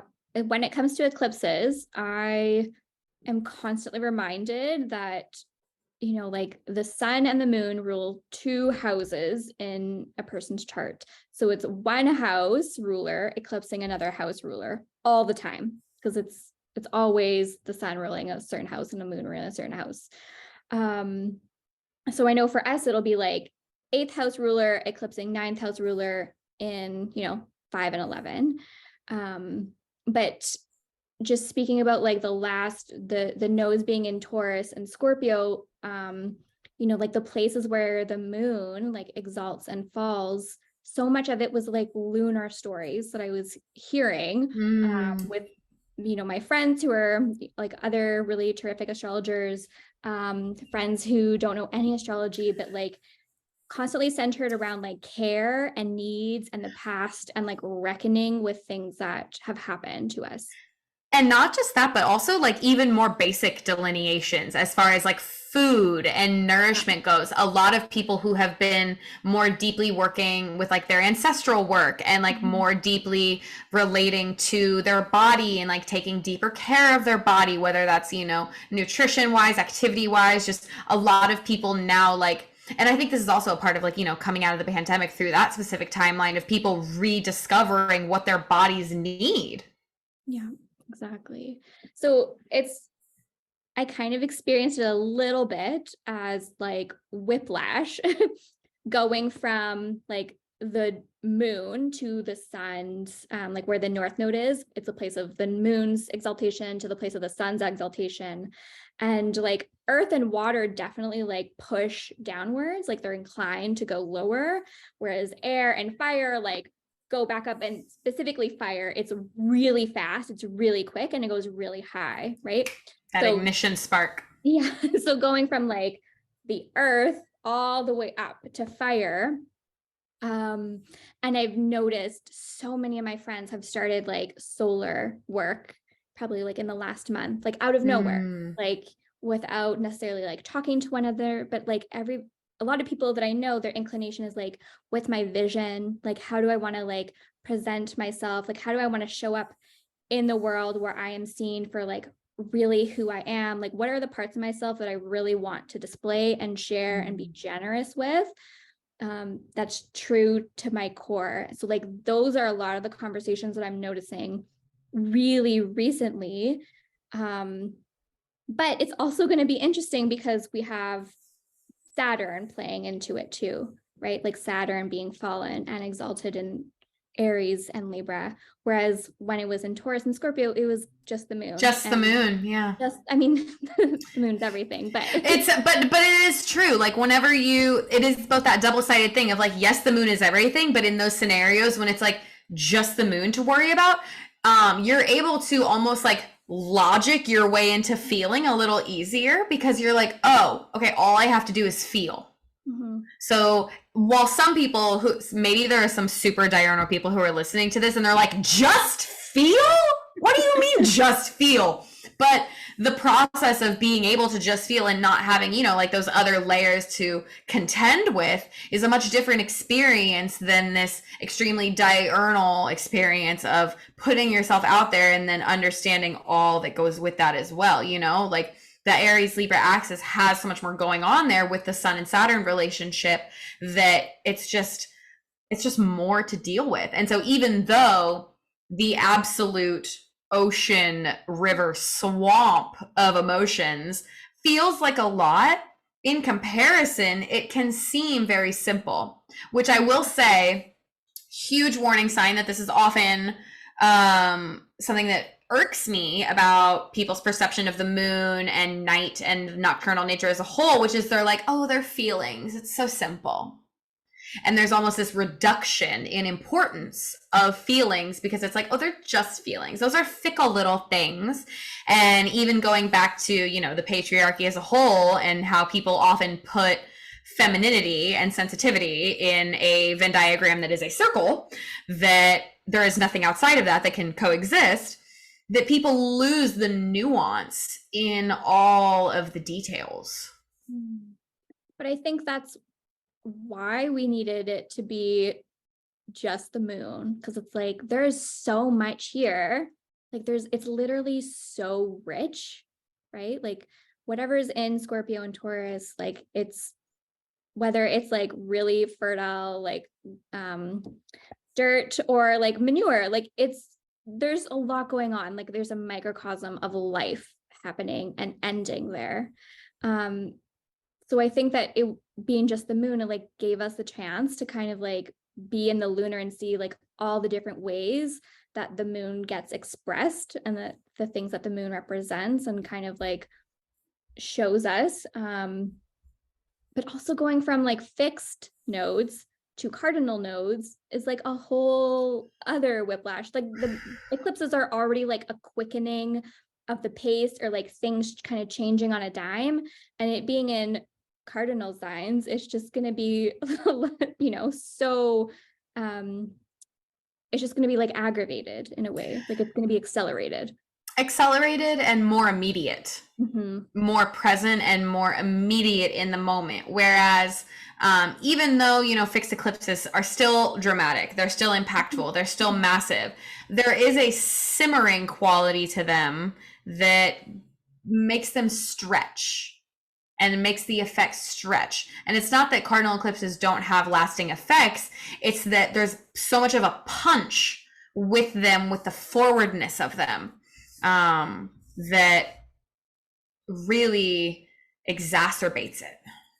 I think we're also probably a little bit more comfortable with cardinal eclipses than we are fixed, because fixed doesn't want to change, and the eclipses come in and they like move around the things that we specifically don't want to be shifted. And cardinal's like, yeah, I'm already ready to initiate things, to get going. Truly, I was just asking for an excuse. Yeah, exactly.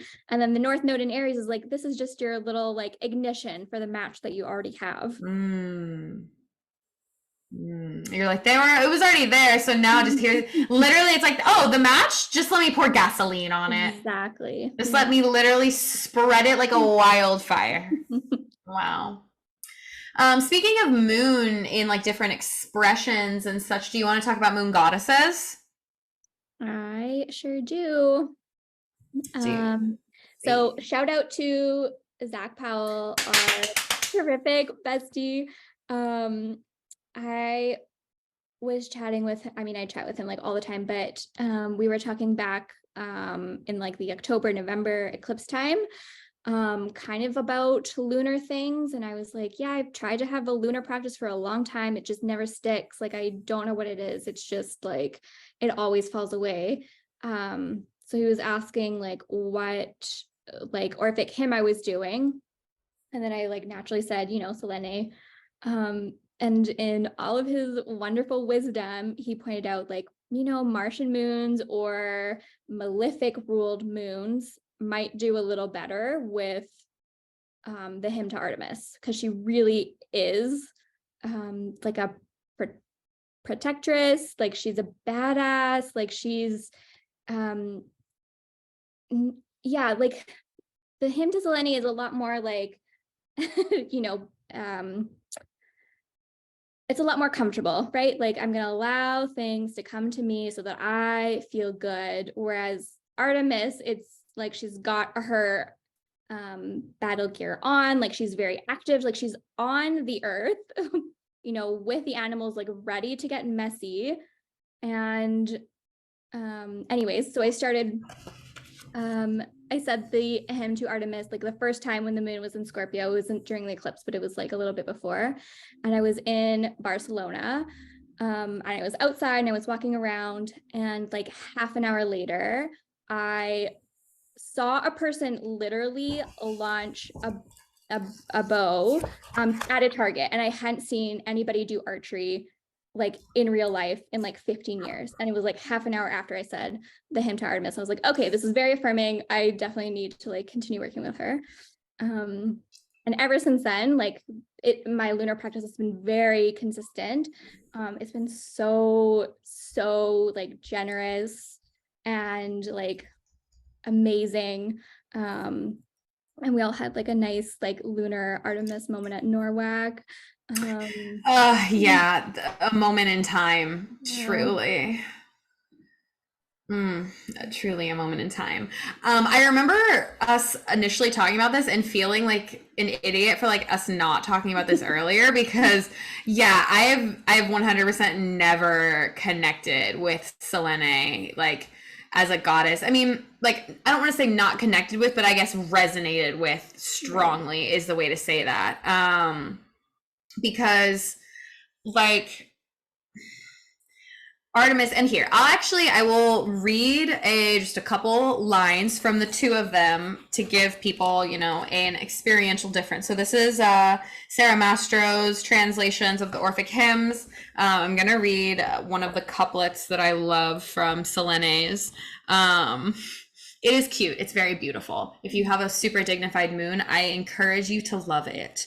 But let's see here. Where is it? The rich, quiet black is your eternal delight. You grant favor and luck, shining jewel of the night. It's just so luxurious and so beautiful, and I love that. And then also another couplet from it is the very last one, which is, "O maiden, bright moon, accept your initiate's praise and shine on our sanctum with your all blessing rays." It's a very moon in Buttery. Cancer. Mhm. Yeah, it's a moon in Cancer interpretation of like this is like the pure lunar form, like not bridled with any other planetary effects or anything like that. Like this is really the one.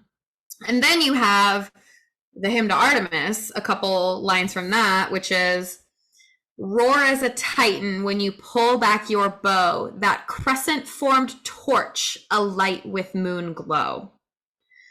And then another one, "When you head for the woods that wildest green, stalking your prey, ever silent, unseen." Mhm. Like, that is an interpretation of the moon that will fuck somebody up and is going to do anything that they can to protect and maintain safety. Yeah. I have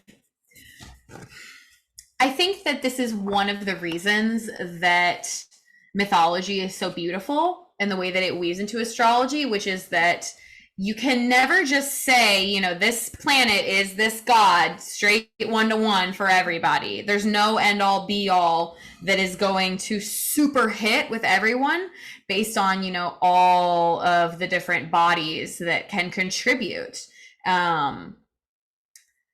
And I love that there are so many different interpretations of all of them, but specifically these two, like these two very, it feels like, speaks to, and I think both of them have that, like that care in them, but it does speak to that really like seemingly like moon in Cancer domicile experience of this lushness, this butteriness of everything being good and beautiful versus this fight to protect it.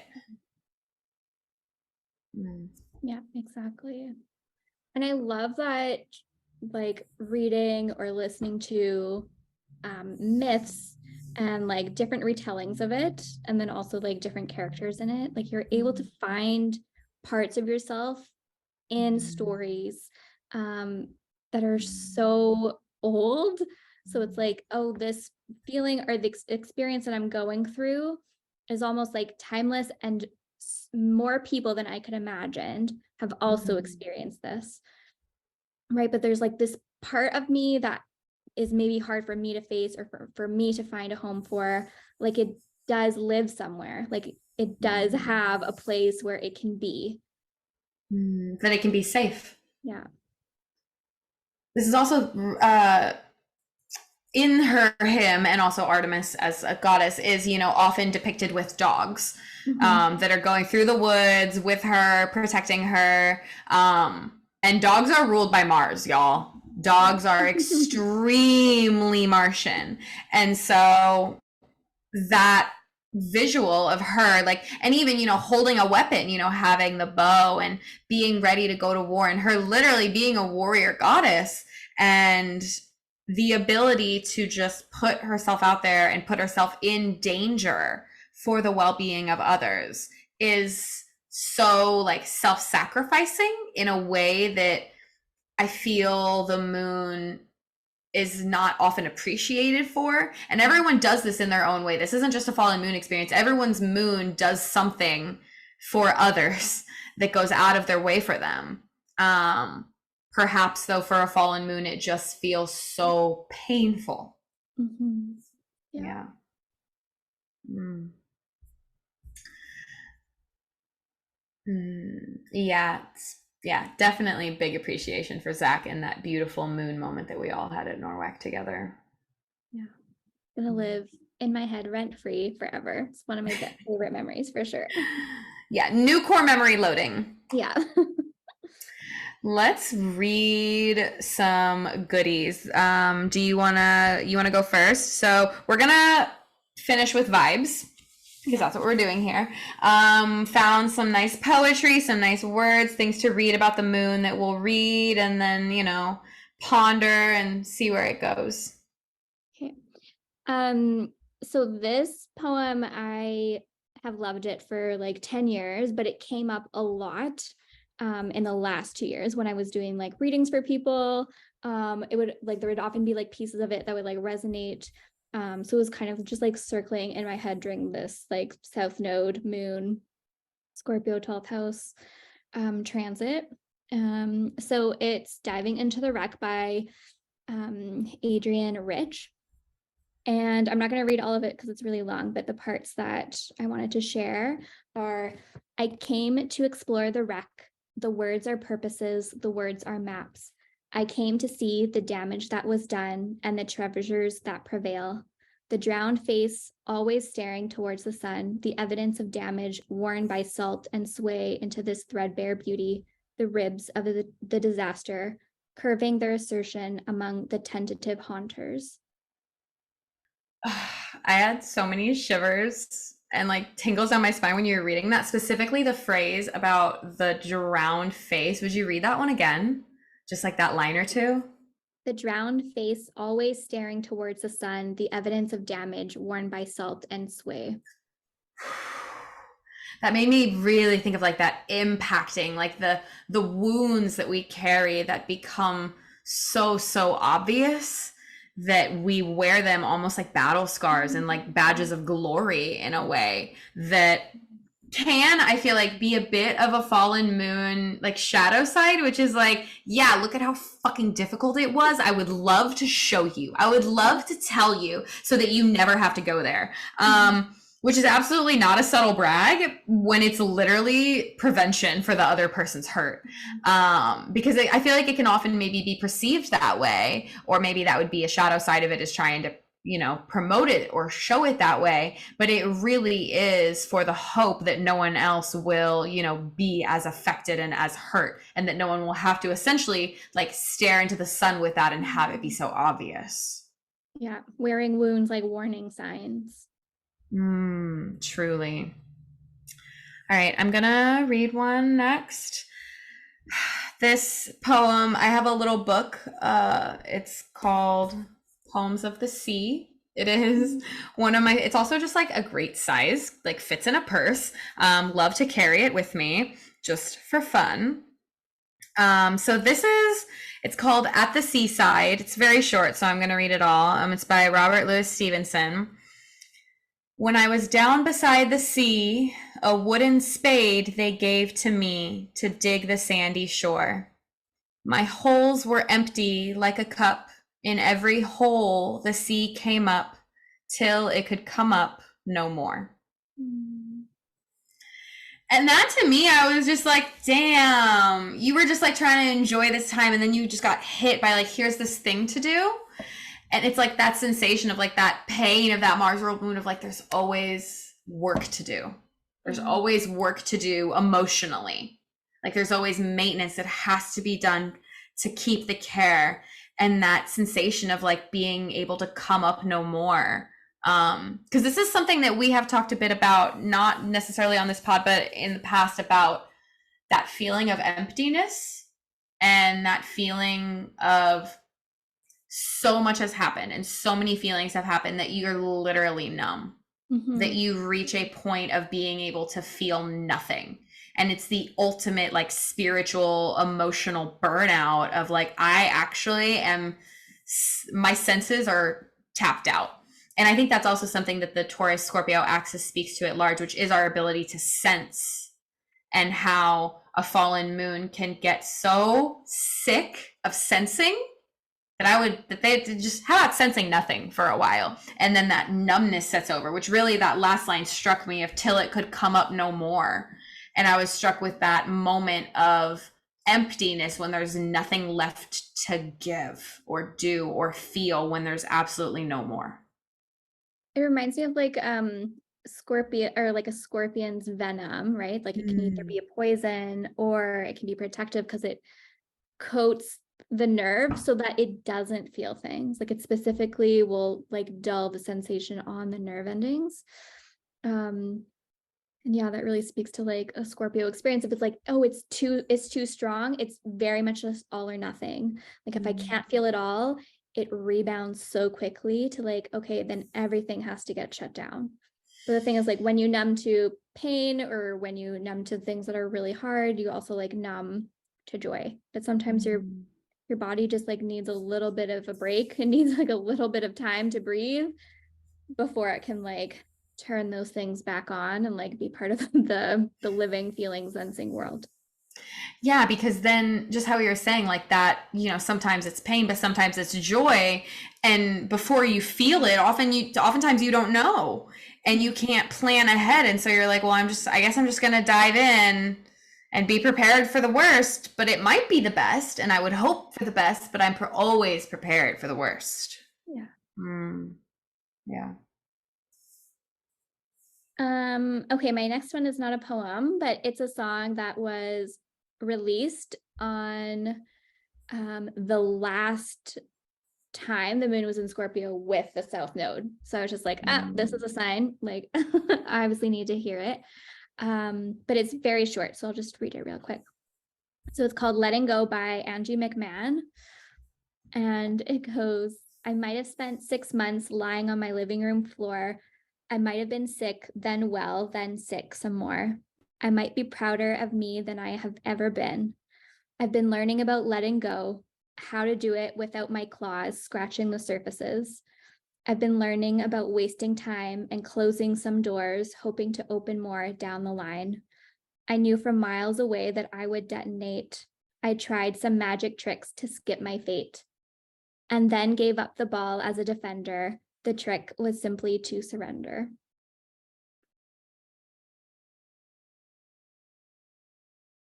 Yeah, I was just like, ooh, this hits like in all of the parts of me that I've just gone through in the last year and a half. I was like, oh yeah, 12th house things, South Node moon things, like moon and fall things. And I really love when like real life will kind of like send you a message like that, where it's so like, I got a notification on my phone. It was like new song released. I listened to it. It was an instant vibe. And the lyrics were just like, it just hits so strong. I think that Scorpio need to like hang on to things, and it'll do so at the detriment of everything else, just because it's like what it knows. But it's like, what are you giving up in order to keep things the same, right? That claw imagery really was like so loud. Oh my gosh, it was a good ouch. Yeah.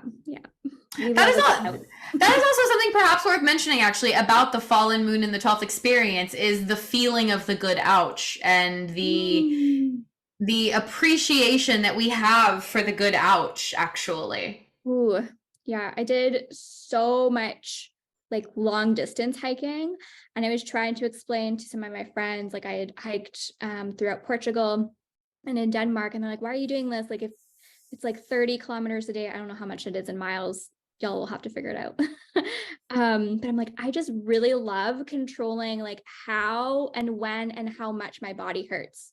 I'm not saying I don't want it to hurt, like I actually really enjoy that pain, but I want to be in control of it. Absolutely. Yeah. Yeah. I will probably sound like a broken record for anybody who knows me, but I have like my Mars like ruling my moon opposite of my moon in my sixth house of Taurus. And I am one of the most physical people that there are. Like I'm so Mars. It's sick. Like I do multi-sport, like multiple sports. I work out almost every day. I'm extraordinarily active. It's ridiculous. And something on my body literally always hurts. Even if it's just my heart.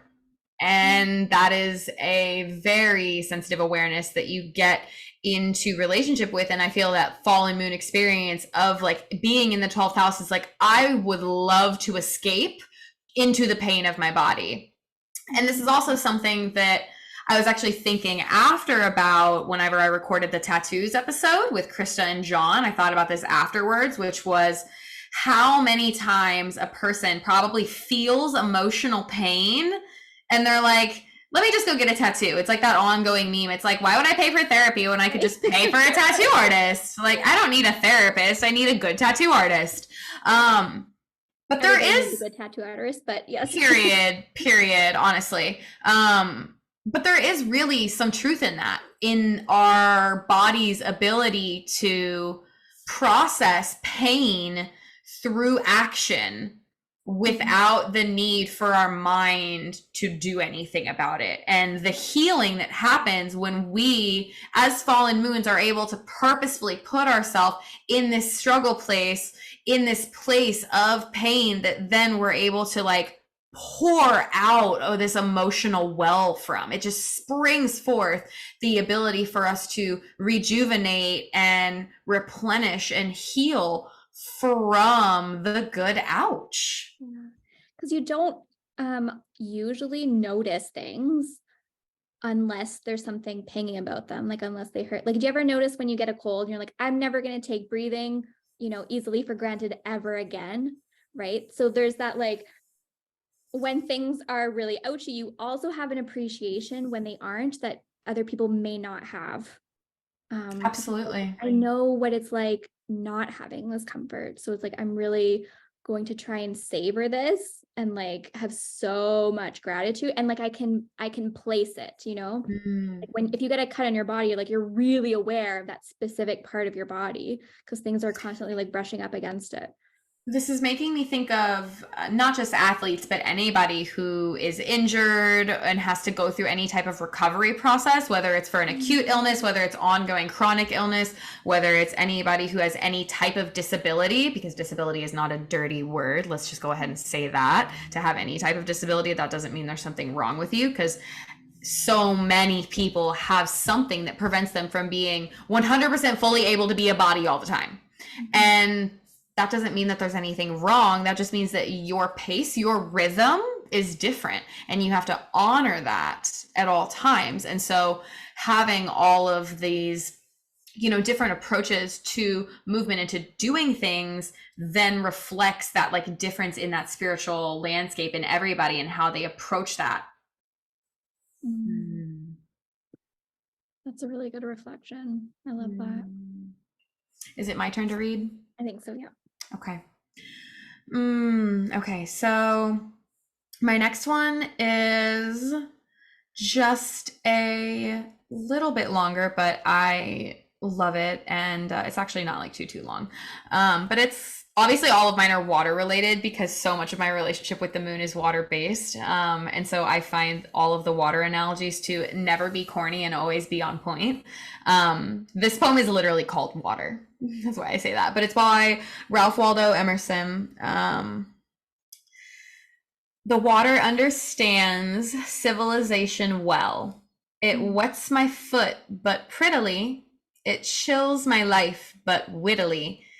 It is not disconcerted. It is not broken-hearted. Well used, it decketh joy, adorneth, doubleth joy. Ill used, it will destroy. In perfect time and measure, with a face of golden pleasure, elegantly destroy. And that one hits me really hard with the all-encompassing power of water. And now this is going to probably get really grim because a lot of the Taurus Scorpio axis is about life and death. And this makes me think a lot about people having those really morbid conversations of like, how do you want to die? Or how would you not want to die? Yeah. And by and large, the number one answer that I hear from people, it's like, I don't want to die by water. I don't want to drown, because there is something about perishing in water, in that all-encompassingness of water, that I have seen really sparks more fear in people than anything else. Like people like not even fire or like tornado or like storm or those other things, or even disease, you know, like people who literally spend years of their life ill by disease. I have heard some of them still say, I would take this misery over drowning.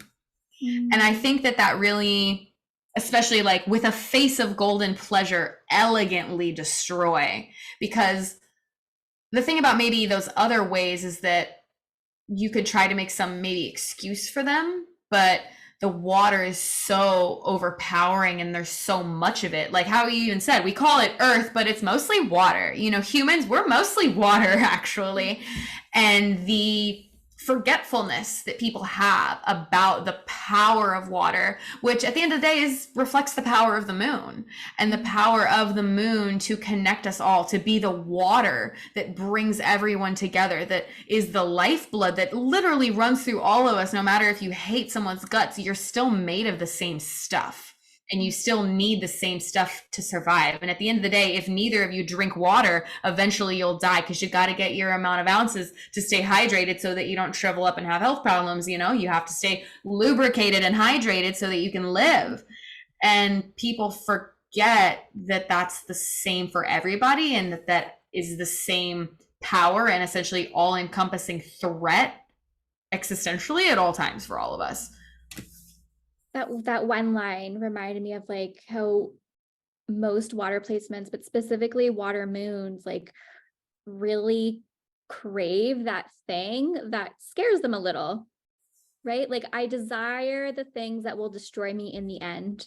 Because it's like you want to, like, there is something really nice or can be like really alluring about being like overcome by like a great force that is in you, that is outside of you, and kind of like being swept up in it, because you're like, you know, like your limbs go soft, gravity is different, yeah, right? Like there's a very interesting like shift between like, oh, I'm relaxing, floating in the sea, and like at any moment like I could be drowning. So there's like that really thin line where it's like, yes, I want to be here, and it scares me. Yes. I love that. That was a great one. Thank you. I have one more. It's not water related. All my things are like, I'm in my Scorpio moon feels. These are the things that come up. Yes, Carol-Anne and I are giving you all sides of the spectrum with all of the emotions. Yeah, I have one more water one, and then I have the one that I wrote that I'm going to read. Okay, great. So this one is Emily Dickinson, and it's called After Great Pain, a Formal Feeling Comes. After great pain, a formal feeling comes. The nerves sit ceremonious like tombs. The stiff heart questions, was it he that bore? And yesterday or centuries before. The feet mechanical go round a wooden way of ground or air or aught, regardless grown, a quartz contentment like a stone. This is the hour of lead, remembered if outlived, as freezing persons recollect the snow, first chill, then stupor, then the letting go. I think this like really speaks to moon in the 12th and like the place where Saturn rejoices, of like feeling isolated, feeling cold, like being weighed down. I mean, when I think about like 12th house, it's like any planets that are there are wanting to, you know, go in zodiacal motion, like to go underneath the earth, but the diurnal motion of the sky like pushes those planets up, and it's like that pain of like, no, like I really just like want to sink down. Like I want like that heaviness to ground me, and I'm upset that something is like requiring me to be somewhere I didn't choose to be. Is requiring to lift me up when I was content being down.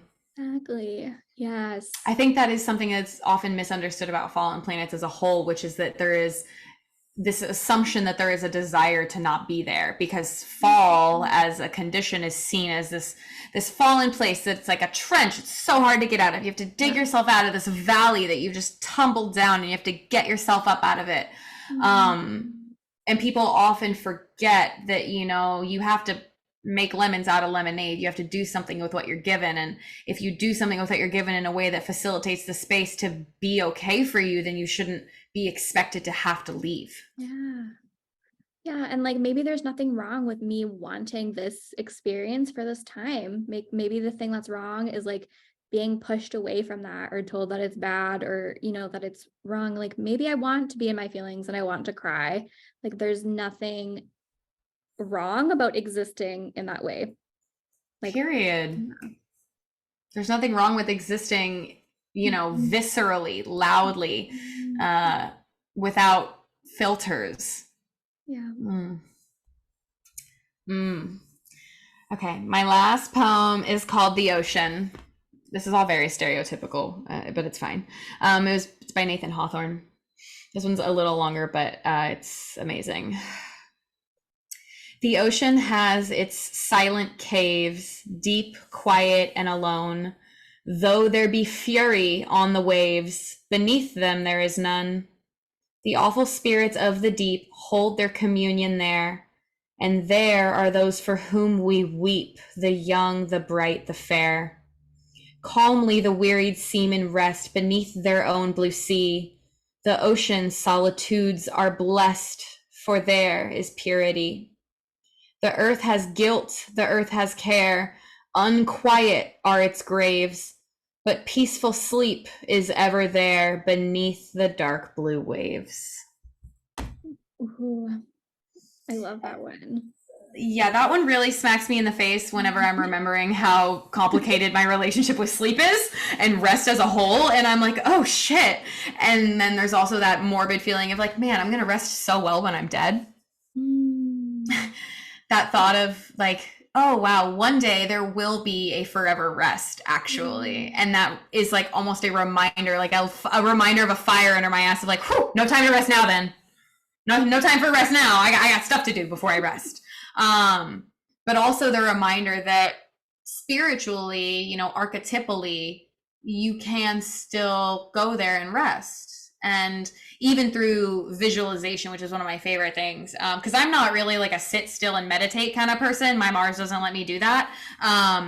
But if I do, it's usually through like a very imaginative, creative based visualization that involves water and oceans, because that is the only thing that I can ever really think about in a meditative state long enough that keeps me calm enough to be still. Because other, like, you know, squirrel brain things, you know, like you think you can't, and like, especially if my body is in one spot, my brain is going to go someplace, which usually it's the opposite for me. If my body's doing something, then my brain is going to be, you know, set, and I can feel the thing while my body's processing through it. But the ocean and water as just like a visualization tool, it's like, yes, like, but peaceful sleep is ever there beneath the dark blue waves. This makes me think of like our, you know, cute, sometimes not so cute little cocoons, like our little telepath cocoons. Like there is something really alluring about it, about like extremely that quiet, that dark. I mean, because we are nocturnal charts, right? Like these are the no, yeah, it's dark. Yeah, if anybody who ever envisions their 12th house, it's not a place that's generally well lit, unless you're thinking like the light in the doctor's office, which is not really the type of bright light that you really want to vibe with anyway. It's usually a dark place. If it's bright, it's clinical, not as much of a vibe. Yeah, but all right, I'm gonna read my final one, which I actually wrote. This is not water-based. This was written, I don't have the chart of the moment up right now, and I'm not gonna do work to find it, but it was written during a particularly gnarly Moon-Mars transit. I recall it being not a vibe, decidedly, and crying a lot. This was certainly 100% written. You can guarantee when the moon and the South Node were both in Scorpio, and Mars was doing something. It was rough. So yeah, words, poem. We'll see what it is, but yeah, it's called Outrage of Incarnation. Naturally. Yes, of course. I am neither fragile nor delicate, not a flower wilting in the sun, hot enough to stare into the sun and ask more, strong enough to withstand force. A thorn-edged knife, a vine-wrapped dagger, hidden in the shadows of an embroidered sheath. I breathe fire, spit venom, speak swords, move with fury at the outrage of incarnation. I am peaceful because I know violence. A battlefield surgeon, more than a frontline fighter, filling holes left by others, wrapping wounds. I serve trenches, the crushing weight of depths. I carry trenches in my heart, caverns, caves, the basements of being. Groans of irritation, growls of power, howls of pain, blood, sweat, and tears. Cries of incredulity that we must exit the womb where we once comfortably rested, that we have to face this life and keep going, going. Always a battle to fight, always an argument to win, always a crisis to repair. Never mistake darkness as weakness. I think that's my favorite poem out of all the ones we've read, to be honest. And Thanks. also your Mars opposing moon. It's loud. So loud. Yeah. Yeah, that's definitely super informed by the Mars. So anyone that has just a fallen moon, don't take that one totally to heart, because that one is heavily informed by my Mars opposing moon. And also, I'm gonna probably go look at the chart of when I wrote it after this, because I do remember it being a spicy moon Mars moment. It was ouch. It was ouch. Yeah. I love that one so much. Like, I can't even, like, I was so in the moment and enjoying every line and savoring it.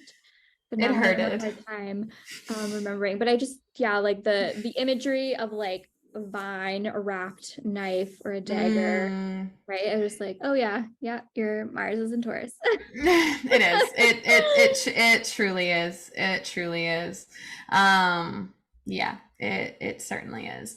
That feeling though of that, like, needing to carry on despite any pain, and that constant desire to like find something that's comfortable, that is, you know, as comfortable as the womb once was, the way that was like the origin of security, and how since that moment of leaving that, every single one of us has constantly been searching for something that can feel as comfortable or as safe emotionally, that can support us in that way. I often say jokingly to my friends when I'm like having a really rough day, it is so hard living on this side of the womb. Like, it's actually so fucking hard. Like, for real, like, it's not easy, and it takes so much like emotional labor truly to maintain and continue doing. Do you have any concluding thoughts about the moon, about literally anything that we've talked about, which is so many things? The nodes, the eclipses, the moon goddesses, the houses. Oh my gosh, so many things. If you're still writing with us right now, you're a real one, and we freaking love you. Yeah. I guess, like, real quickly, just because this thought won't leave me alone. Yes. I'm not sure if you're like familiar with the story of who is it?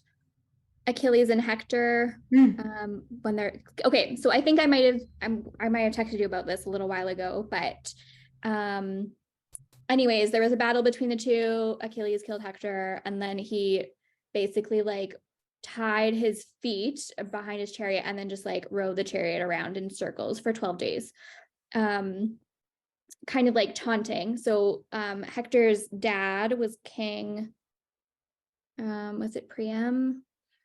But like it was really important to have like the bodies return in order to proceed with like the funeral rites and to start the grieving and the mourning process.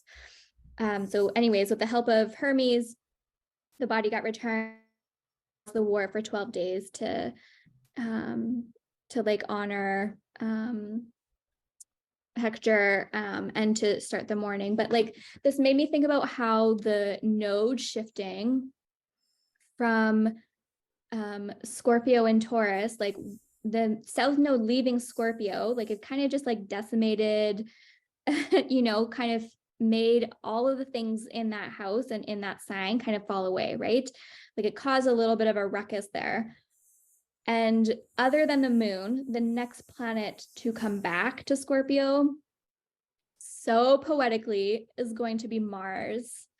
And I was just like, I think that a lot of our personal stories around what the eclipses in Taurus and Scorpio were about is going to be hard to wrap up until the body returns to its home, right? Like until Mars gets back, because it hasn't been in its home since Aries, which I think was like July 20. It's been I was about to say after, yeah, it's been a while because since we had the retrograde in Gemini, like it does feel like Mars has been moving slower because we've just now started speeding up. Yeah. But it went from like, okay, it was the last time it was in its home and went into its detriment. And then it was in Gemini for so fucking long. For an eternity. And then it's not like it got a ton of relief because then it went into Cancer. So now we have it going through Leo and Virgo, and then it's going to go into detriment, antithesis, whatever you want to call it, in Libra. So like this is the hard part of the zodiac for Mars. And it's coming back to its home where like everything has been kind of like swept away. So I feel like the other shoe won't maybe like drop until Mars gets there, and I'm curious about it. Like I'm really curious about what it's going to feel like to kind of like start perhaps like a different kind of grieving process when the body returns. This is visually making me see the crime scene cleanup crew who, because like this is super morbid and gross, y'all, but there are literally businesses where people go and they clean up the crime scene because obviously after the police comes and, you know, takes, you know, examples and like swabs, whatever, checks like of everything that they need to, eventually like it has to get cleaned up. And like crime scenes happen everywhere, y'all. Like we're talking hotels, streets, banks, whatever, homes, like, you know, like this stuff, like violence happens everywhere. And so that requires cleanup of bodily fluids.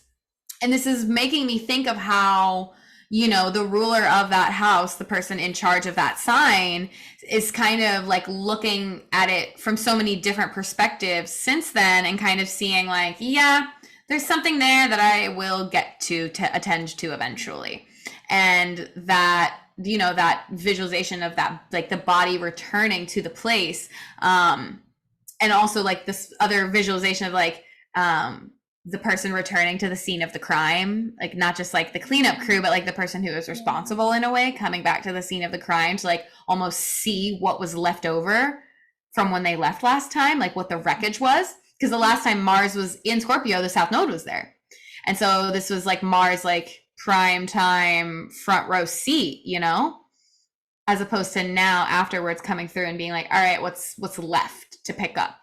Right. Which is such a Scorpio thing, right? Like what is left after everything goes away? What remains? Like I came back to explore the wreck. Like this is yeah, so I'm so incredibly curious of what it's gonna be like in a couple months. But yeah, I guess that's like my final thought for this whole like moon and Scorpio chat. I love it. Okay.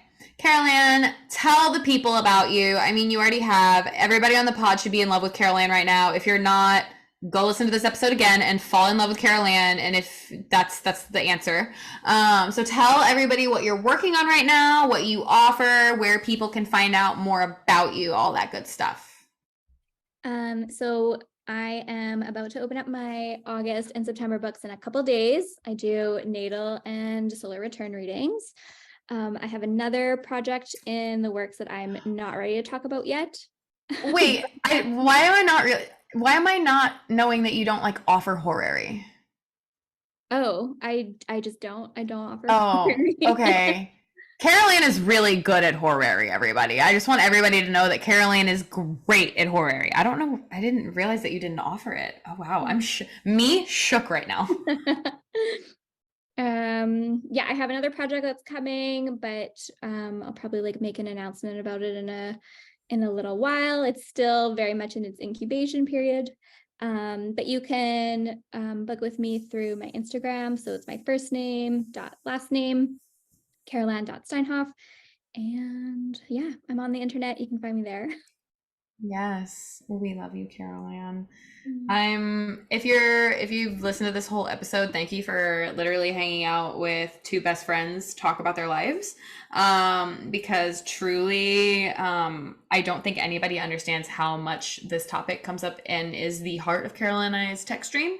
And being able to talk about it openly, and essentially to do the Scorpio moon thing of, hey, look at all of this pain. Look at all of these things. And also, you know, what is beautiful about that and what can be learned from that and what can be grown from that. Because it is, you know, as much as Taurus loves to get the reputation for being such a fertile place, no one can overlook how fertile the compost is on the Scorpio end of the axis. Yeah. Compost is nothing if not original wealth. So there you go.